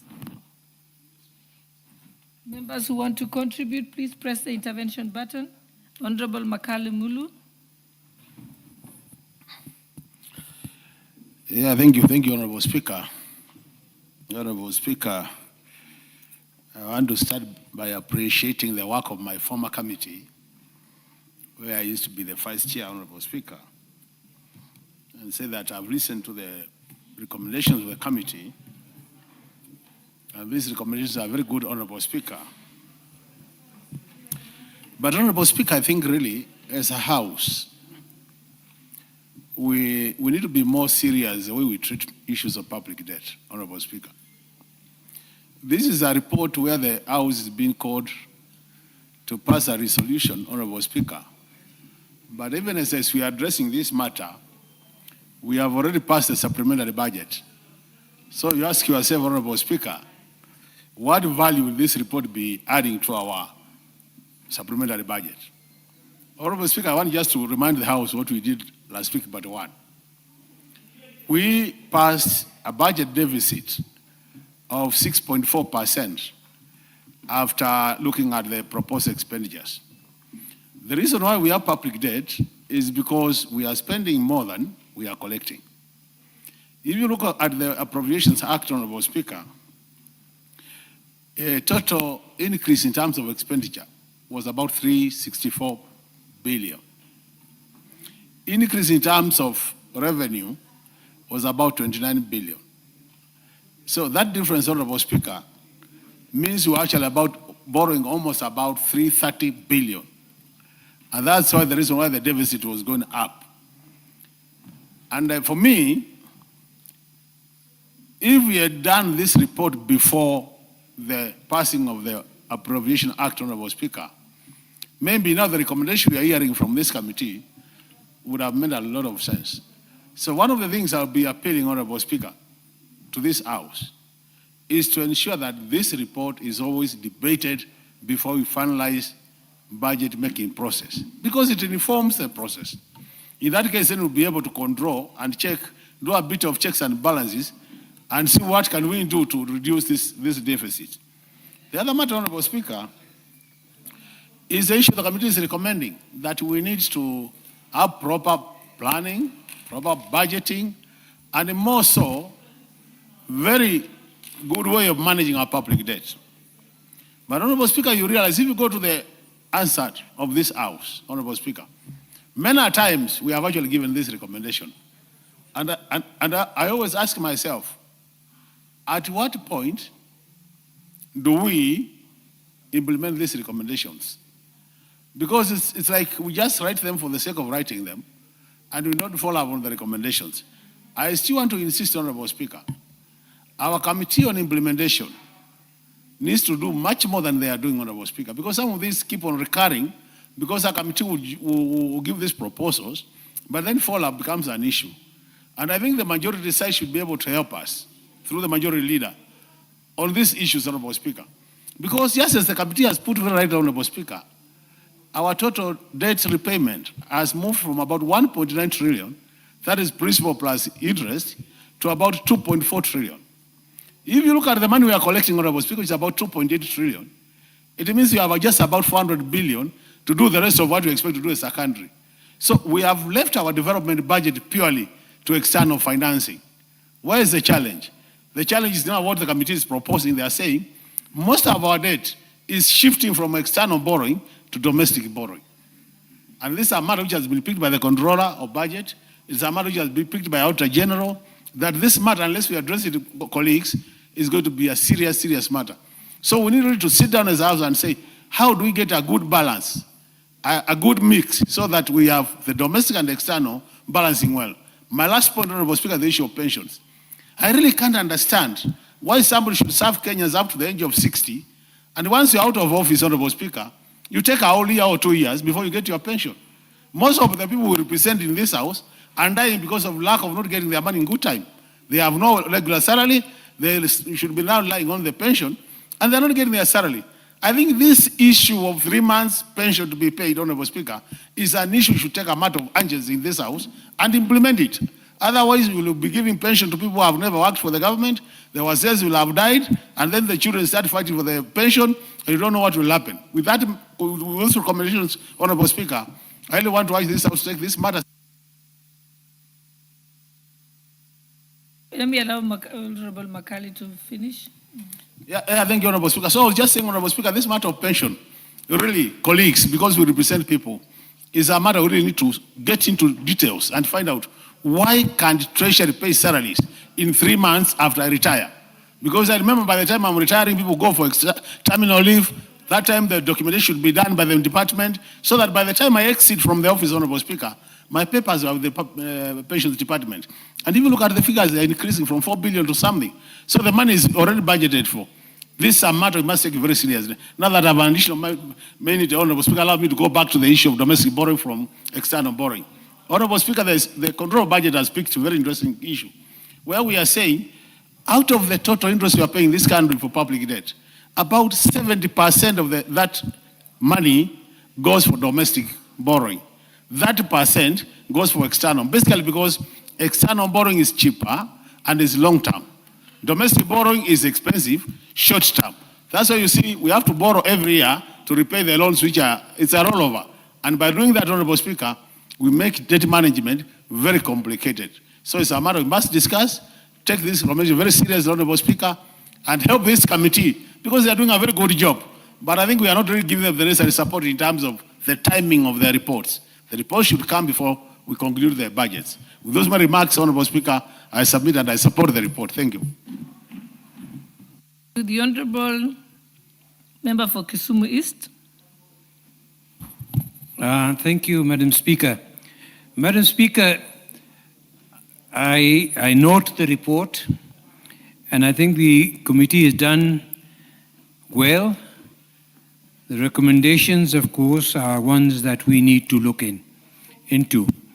The Public Debt Office, Madam Speaker, in the last 3 terms of my 4 terms, it was never there. There was never really a public debt office within the system. If you went to Treasury on the 3rd floor or the 2nd floor, in the middle of somewhere, there was a public debt office.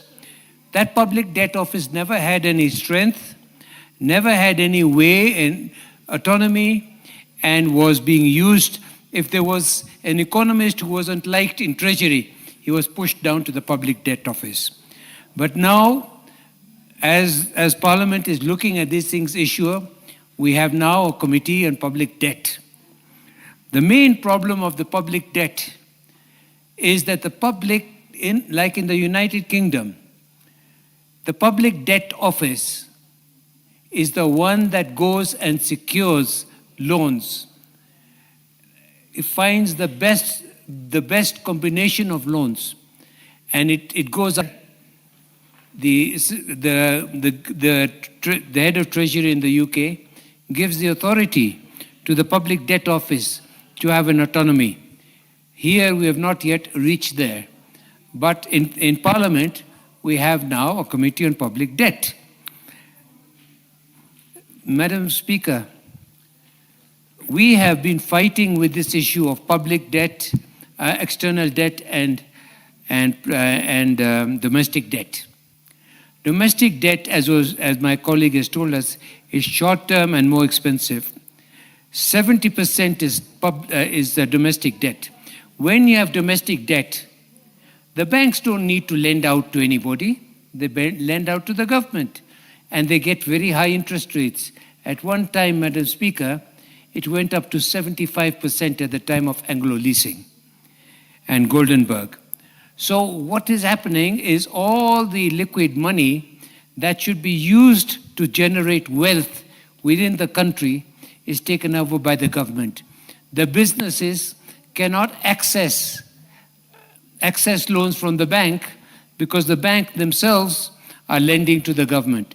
I think this is where we were looking at it in the last term, and we had an agreement that no more than 50% of the debt should be public debt. And also we agreed that we would be able to sort of look at the public and private domestic debt and the external debt and be able to layer it to see what is the weighted average cost of the loan that the government was taking on private debt and on public domestic debt versus the external debt. And the external debt, which is more, the interest is lower, but the exchange fluctuations sometimes are higher. However, we had spoken about this, and I urged the committee to now start putting certain criteria and limitations as to how much domestic debt we can take and how much external debt. The domestic debt that we take is we are cutting our nose to spite our face. Madam, you want a loan, you want to do something in your farm, or you want to do something in industry, you can't do it because the government has taken all the money. And the banks are enjoying this very much. I was a banker. It was much easier for the bank to lend to government at 15% than to lend on hire purchase or financing, asset financing. So I really do feel that it is something that we need to work on, and I ask the committee to please come up with some sort of standards and regulations that can be shared with the Treasury. Thank you, Madam Speaker. Thank you. The Honourable Member for Butula, Honourable Joseph Oyula.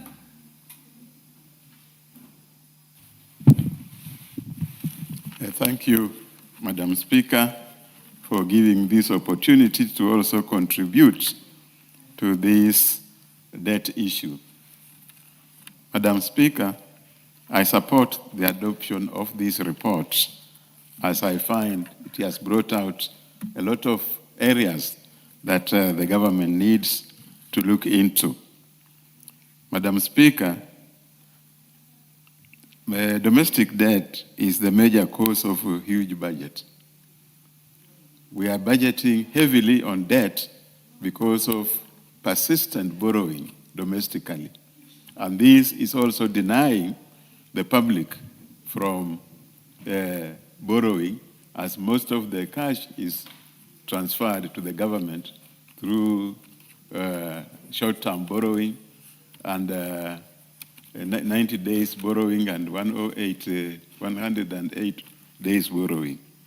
Madam Speaker, the government needs to implement credible fiscal consolidation, strategy with a clear roadmap to reduce persistent fiscal deficits.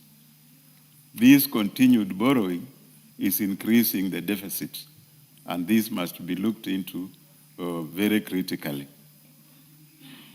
The government, Madam Speaker, must enhance domestic revenue. There is a lot of revenue in this country, but where the revenue is going, nobody knows. That revenue should come to the exchequer so that the government reduces borrowing domestically. Domestic borrowing is very dangerous to our economy. Madam Speaker,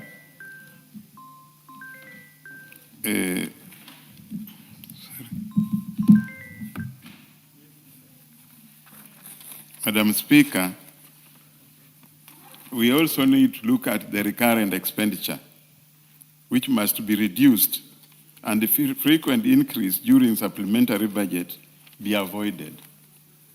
Because as we increase the recurrent expenditure during the supplementary or the annual budget, we are automatically increasing domestic borrowing.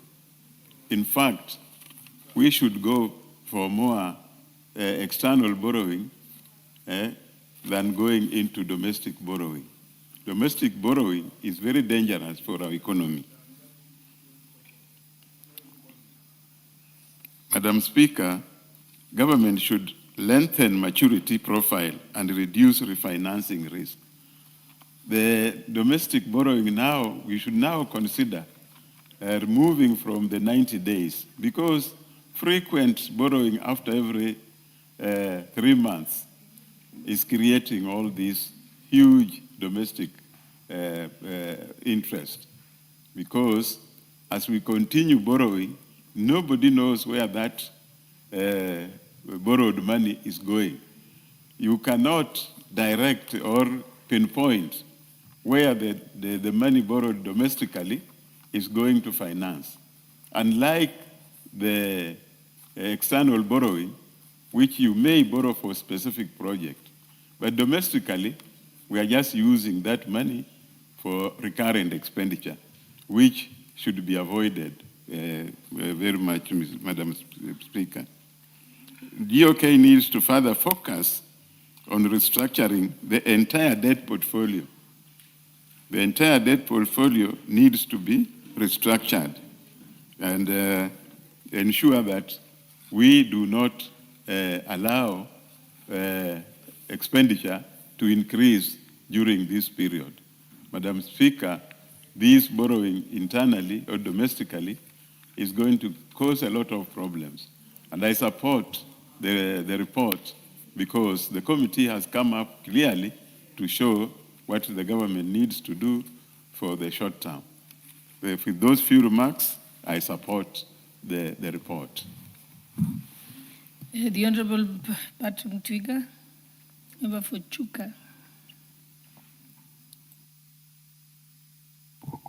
Thank you, Madam Speaker. Mine will be very brief. From the onset, Madam Speaker, I wish to state that I support the report and recommend the committee, because most of the times we list problems and we pinpoint problems, but we don't suggest solutions.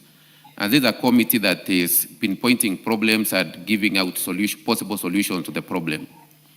From the onset, Madam Speaker, I was talking to a fellow member when we are seated here today, and we are talking about compensation for human wildlife conflict. And I was telling my friend, I think we are a house that at times speaks to the gallery, which is not good, because this house members we say today we don't want borrowing. Tomorrow we list petitions here, I want my rent, my questions, I want my rent. So it's a balance we need to strike and fund what we can afford.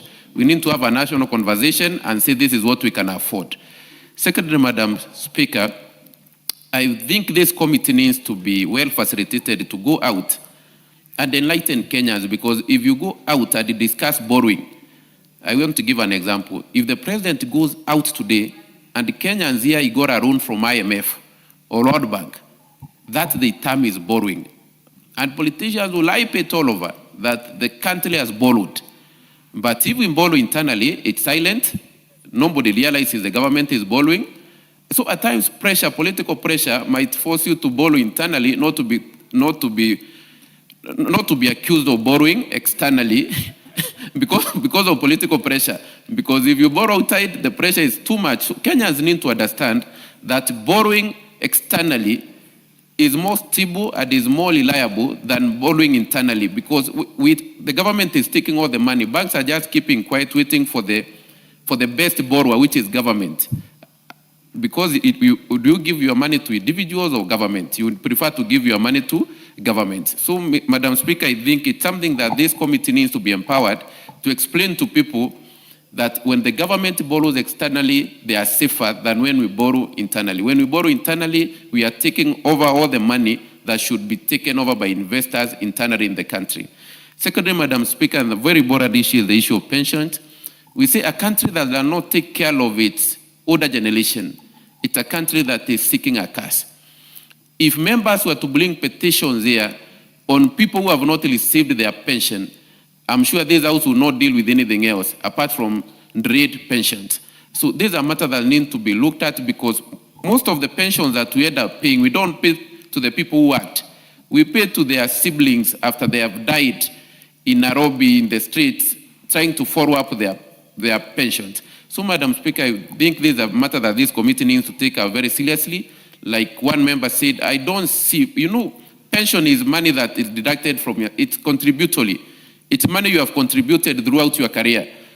How does it take a whole year, 2 years, for someone to follow their pension to be paid? So, Madam Speaker, because we need to respect the own generation and remembering that we will also retire one day and require our pensions, it's very important that people be paid their pension timely, and 3 months is quite a reasonable period to process pension payment. Thank you, Madam Speaker. I support the report.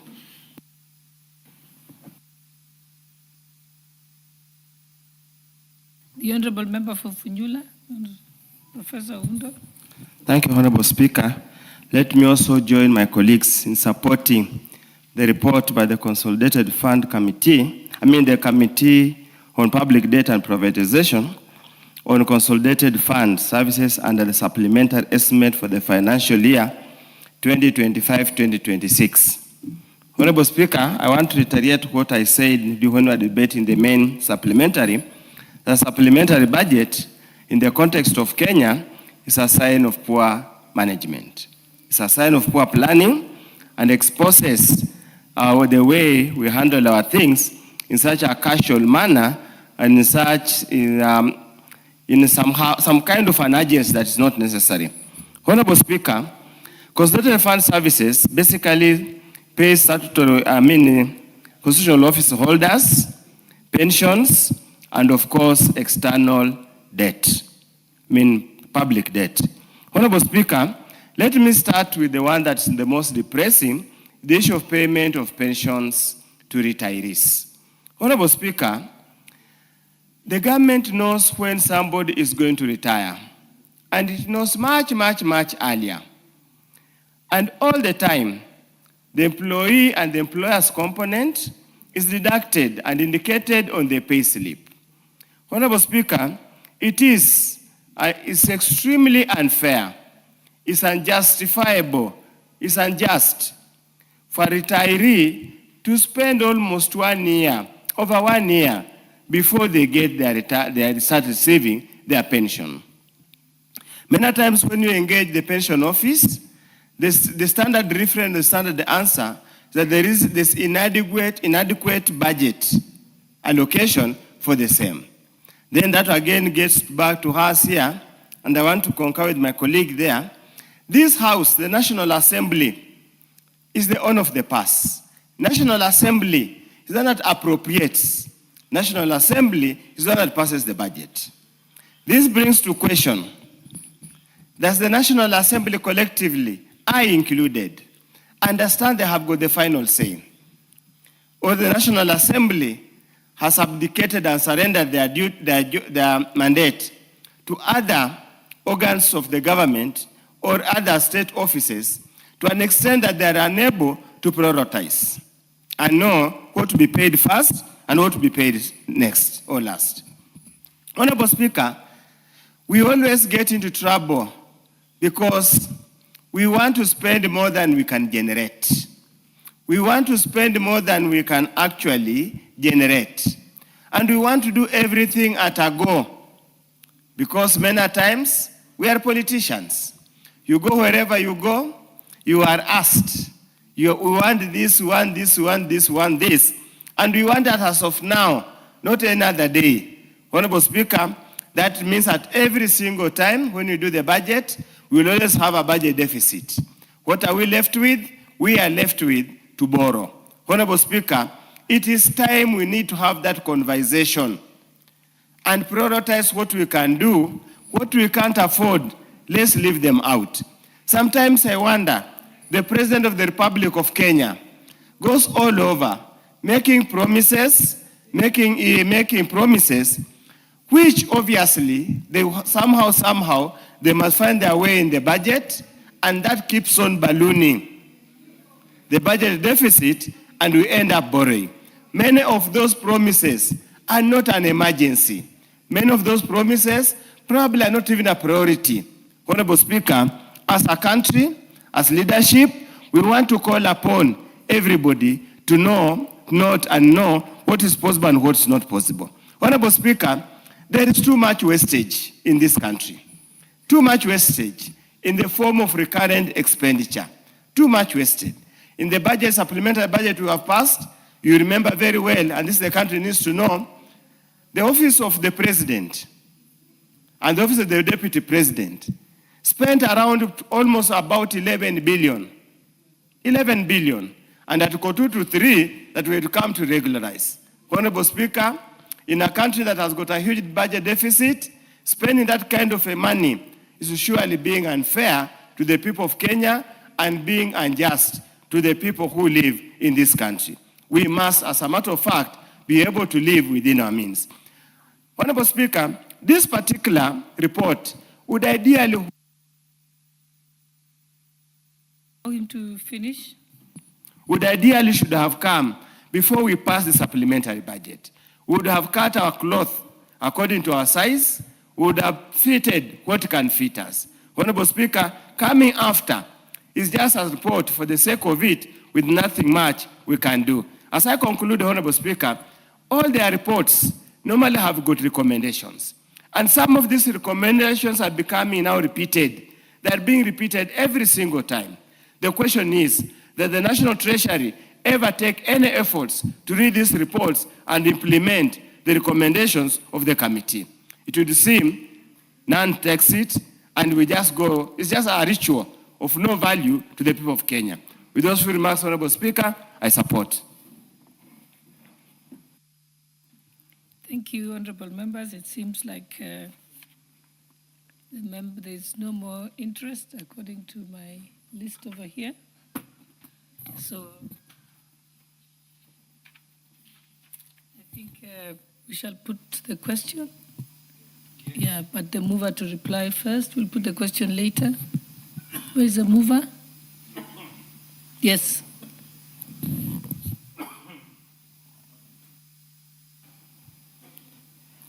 Honorable Speaker, I wish to thank the honorable members for taking their time to contribute to the report of the Public Debt and Privatization Committee on the Consolidated Fund Services and Supplementary Estimate number 1 for financial year 2025-2026.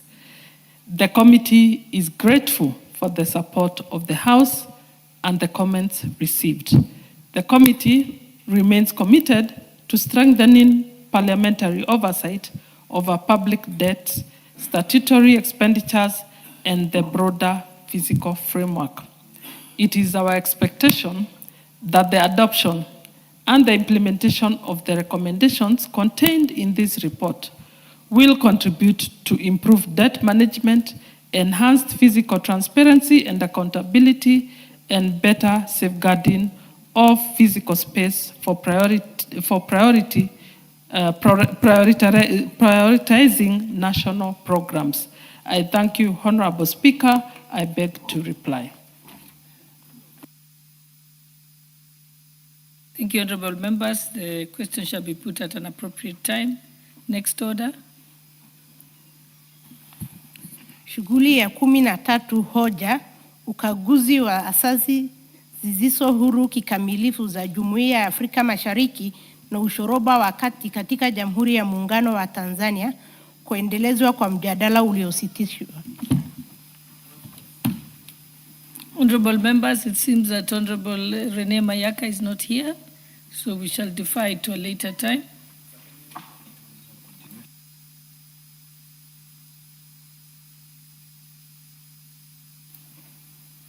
Okay, I'm informed that it was continuation of debate. Do we have the list of who was the last person who spoke and who had time?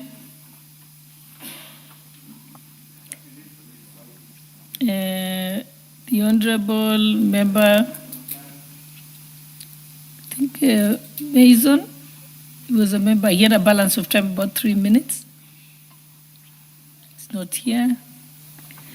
Members who are interested in contributing to this debate, kindly press the intervention button.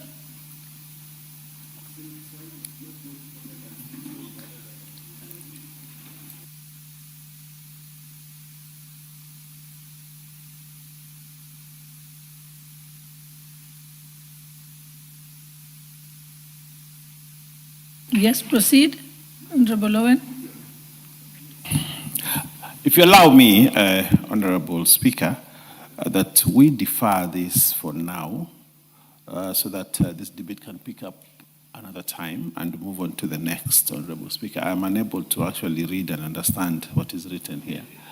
But despite my background... That's very serious, and your background is your from despite my background, you know, I've been trying to look for the word ushoroba, what it means, and I have not... understood what ushoroba is. So, Honorable Speaker, I beg your indulgence. Okay. I think I agree with it, especially because the mover is not here. Can we move to the next order?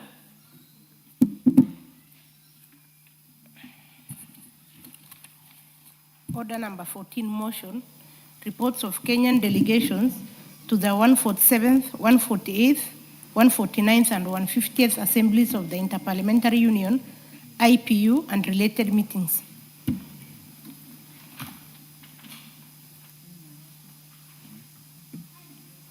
IPU.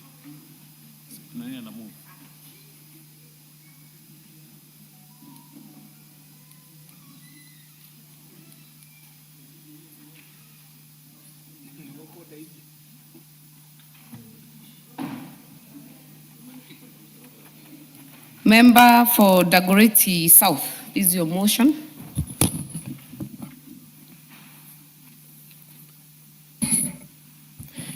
Madam Speaker, I want to first thank you.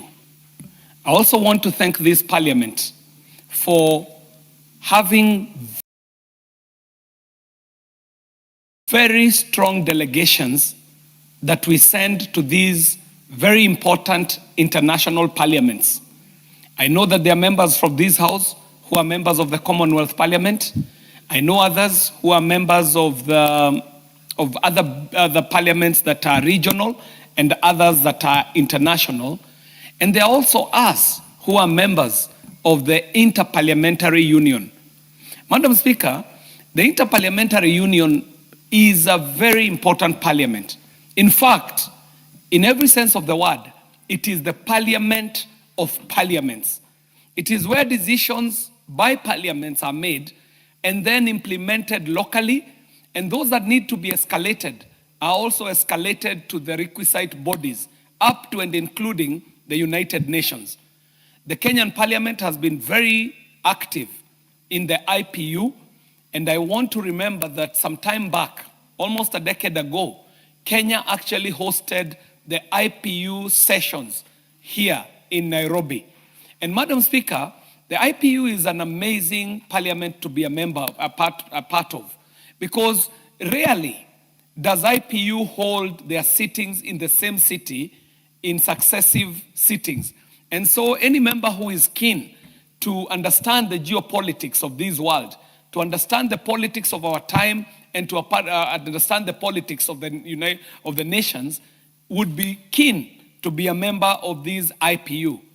Madam Speaker, allow me to also thank and congratulate our Deputy Speaker, Madam Gladys Boss, who is normally our desk officer at IPU. As we would understand, IPU has been domiciled in Senate as the lead house. However, the National Assembly does also take leadership of IPU, and here in the National Assembly, our leader, our team leader, has been the Honorable Deputy Speaker, Honorable Gladys Boss, and we want to thank her. Madam Speaker, we also want to thank the Speaker of this House for the great support that he has been giving this Parliament and the members of this Parliament, even as we conduct this international duty. Madam Speaker, this afternoon I rise to move that this House adopts the reports of the 148th Assembly of the Interparliamentary Union and related meetings that were held in Geneva, Switzerland, and this was between 23rd and 27th of March 2024, that we also consider the report of the Kenya Parliament delegation to the 149th Assembly and the related meetings that were also held in Geneva, Switzerland, and also for us to consider the report of the Kenya Parliamentary delegation to the 150th Assembly of the Interparliamentary Union and the related meetings that were held between 5th to 9th of April 2025 in a very unique address. This was the IPU that was in Tashkent, Uzbekistan. And I want to agree that the members who are members of this delegation, up to and including the Right Honorable Speaker of the Senate, Honorable Amason Jeffa Kingi, Honorable Senator Catherine Muma, our leader of delegation, who was the Honorable Millie Odhiambo, myself, being the president of the committee to promote the respect for international humanitarian laws, as the delegation that went to Tashkent, we can report that not only were the deliberations very useful, but it was also a great opportunity for honorable members of this house to be able to be out there and appreciate this very unique location where this meeting was held. Madam Speaker, this parliament is an important one because it is a parliament that brings together parliamentarians so that they are able to study the international problems and make resolutions and recommendations. And these recommendations, Madam Speaker, are the ones that members take home to their home parliaments for consideration and for action. But the parliament also does present these recommendations for governmental action, Madam Speaker. And so this is a critically important parliament that the National Assembly of Kenya also happens to sit in. Madam Speaker, this parliament sits twice a year, and each time it is held in a different country, and this provides the participants to be able to have the opportunity to see the various national realities, Madam Speaker. As I have said, in these tours of duty, members are able to appreciate what is said by the French. I hear the French says that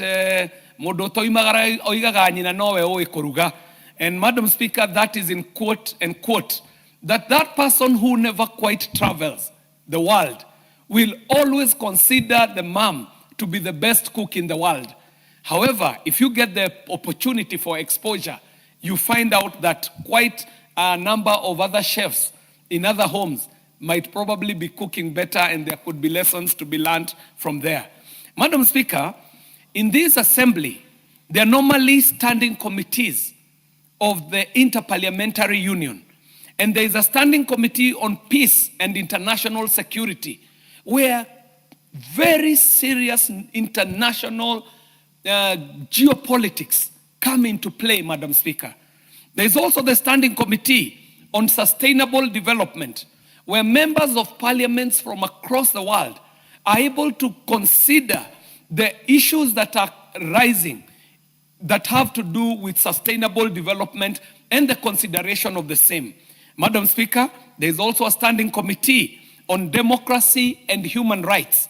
And this becomes an important committee, especially where the world is right now with the geopolitics around the world, Madam Speaker. This committee has been extremely busy at the IPU. Madam Speaker, we also have a standing committee on United Nations affairs and matters, and that is how the discussions that are discussed at the IPU are normally elevated for consideration at the United Nations assemblies, Madam Speaker. Madam Speaker, we have a committee that is chaired, has previously been chaired by yours truly, the Member of Parliament for Dagoretti South constituency, who has been a two-term president of the Committee to Promote Respect for International Humanitarian Law. And Madam Speaker, allow me at this point to just pause and thank the members from the different parliaments of the different nationalities who have given the Member of Parliament for Dagoretti South the opportunity to serve a term as the president of this committee and renew the term, Madam Speaker, so that I was able to serve 2 full terms as the president of the Committee to Promote Respect for International Humanitarian Law at a time when this committee was considering very critical global issues that were coming up that have to do with the respect for international humanitarian law. Madam Speaker, we also have the Forum for Women Parliamentarians. And I dare say, Madam Speaker, you being on the seat, that the women of the Kenya National Assembly have been doing an amazing job at this international parliament, Madam Speaker, with the Honorable Millie Odhiambo being one of the presidents in one of the committees, and many other women from this parliament making very good contribution in this forum for women parliamentarians. Madam Speaker, there's a very critical committee, which is the working group on science and technology. And Madam Speaker, you can begin to see the import of this working group of science and technology, and especially at the time and place where the world is today, with matters like artificial intelligence coming into play. Madam Speaker, at a time when we are seeing and hearing the rumors of war around the world, and knowing the place that science and technology is going to play in the global wars if they were ever to arise at this point, Madam Speaker. And Madam Speaker, this committee becomes an important committee of the International Parliamentary Union, where discussions are held purely on the matters to do with science and technology. Madam Speaker, we have a committee that is a committee on human rights of parliamentarians, Madam Speaker. And Madam Speaker, this committee is very important. We have seen time and again members of parliament, individual members of parliament, petitioning the International Parliamentary Union when matters have gone south in their own countries, Madam Speaker.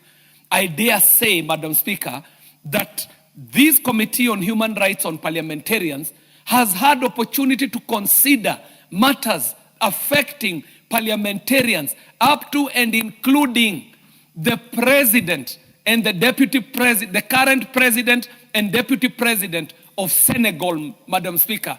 When these two gentlemen were in such big problems in their country as opposition leaders, and their rights as parliamentarians being flouted left, right, and center, they were able to present this matter to the International Parliamentary Union, and the matters were canvassed conclusively.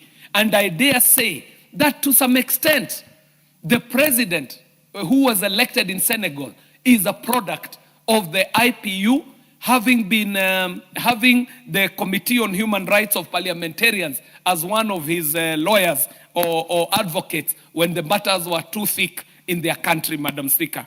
And these are important committees where Kenyans have had opportunity to serve in those committees, and as I said, Madam Speaker, to even lead globally as presidents of these committees, Madam Speaker. Madam Speaker, when these meetings are held, there are conversations that arise, and I would want to thank this House that even as I table these very heavy reports, that Kenya is a parliament that does consider the resolutions that come up from these deliberations, and even some of them do find their way in our matters that are presented here, or business that comes to this House, Madam Speaker. And in a very special way, I have to say that this House has been able to get motions, has been able to get legislative ideas, has been able to bring up bills from discussions that have come from these international parliaments up to and including the deliberations that have come from the Interparliamentary Union. Madam Speaker, when we were in Geneva in in March of 2024, the parliament was able to consider so many matters, Madam Speaker, which I might not be able to put out all of them individually, but suffice it to say, Madam Speaker, that even in this deliberation, we are allowed to present an emergency issue, an issue that has not been brought up before the meeting of the parliament. And Madam Speaker, when we were meeting in Geneva in 2024, there were many matters that came up that were to be considered as emergency items for this session, and these included the raising of awareness of the International Court of Justice provisional measures for Israel in relation to Palestinians in Gaza and the need for urgent action on the humanitarian crisis in Gaza. That did come up. There was also a matter that came up on the immediate release of hostages in Gaza that had been brought up by Israel. Malaysia and Indonesia wanted us to consider parliamentary diplomacy for peace in Palestine. The United Kingdom, Denmark, France, Hungary, Ireland, Portugal, Sweden, all were calling for urgent action regarding the conflict in the Middle East.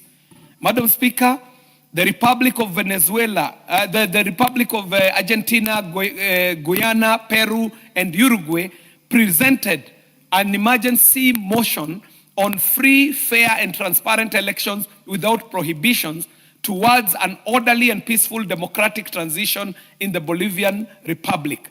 Madam Speaker, there was also a call for urgent action to end the aggression and massive violation of human rights in the Democratic Republic of Congo that had been brought by the Democratic Republic of Congo. And Madam Speaker, being a Kenyan parliament, we have to consider that some of these issues, when they come to the floor of the IPU, at times, Africa is not able to mobilize parliaments to bring up their matters for these emergency discussions. Like this matter at the Democratic Republic of Congo, in this session, owing to the voting that happened, was not considered as a matter, and so when the vote came, it was not voted as a matter that was to be discussed in this session, Madam Speaker. Madam Speaker, again, in Switzerland, a number of issues did come up, including the matters in Palestine, Madam Speaker. The conversation in Congo did come up. The conversation around the Middle East and the issues that are there was also a matter that was to be considered. And Madam Speaker, I dare say that in this parliament, there is also a place for young MPs.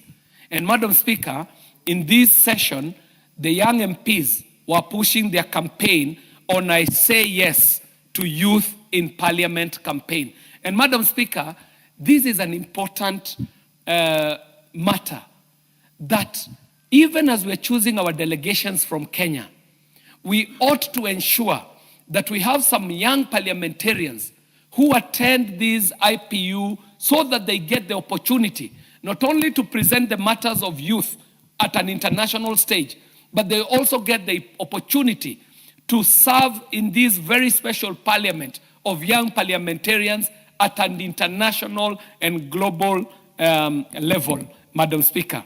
Madam Speaker, when we went to Tashkent, Uzbekistan, there were glaring issues that needed to be, that were brought up, Madam Speaker, and this included the shared commitment that parliaments are placing on human dignity and the well-being at heart of the policy making, and underscored the fact that economies must serve humanity and stressed that democracy and development were deeply intertwined. Honorable Speaker, allow me at this juncture to celebrate members of this assembly. And why I celebrate them is because Kenya was very instrumental in electing the current president of the IPU, who is the Speaker of the National Assembly in Tanzania, none other than Dr. Tulia Ackson, and she is serving as a member, as a president of IPU by being elected to this position. But I dare say that Kenya was the wind beneath her wings.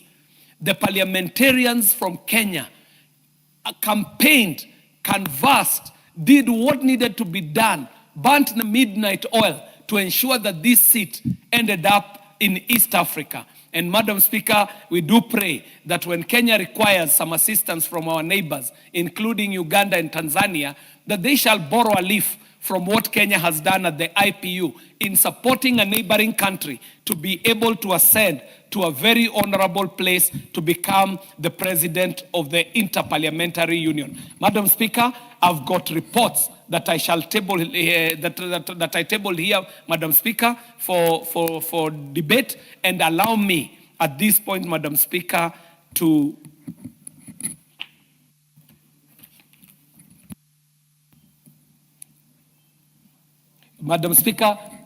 move that we debate this issue that has to do with the Interparliamentary Union. Madam Speaker, I thank you for this opportunity. And Who is your seconder? Allow me to call upon the Honorable Shakil, the member for Kisumu West, to second this motion. It is member for Kisumu East. Second the motion. For Kisumu East. And I second the motion, but I have comments, Madam. So when I sit down, please allow me to make my comments. Honorable member for Kisumu East, you have been here long. As you second, make your comments. That is the right time. I was asking for your approval. Madam Speaker, I've been a member of Parliament now for the 4th term. IPU seems to be reserved for... Firstly, I want to thank my brother for a very, very passionate presentation of what IPU is. I think you've been there for yonks and yonks. And I think in the 3 terms you've been there. Madam Speaker, the biggest problem we have is they're the privileged few who go to IPU. I have been here for 4 terms, close to 20 years, and I've been to IPU once. Every time there seems to be a close cabal of people who, with the Speaker, with the Deputy Speaker, seem to be able to... Member for Kisumu East. Yes. I have also been here quite some time and I've not been to IPU. Do not make cast aspersions on your colleagues. Honorable Owen, what is out of order?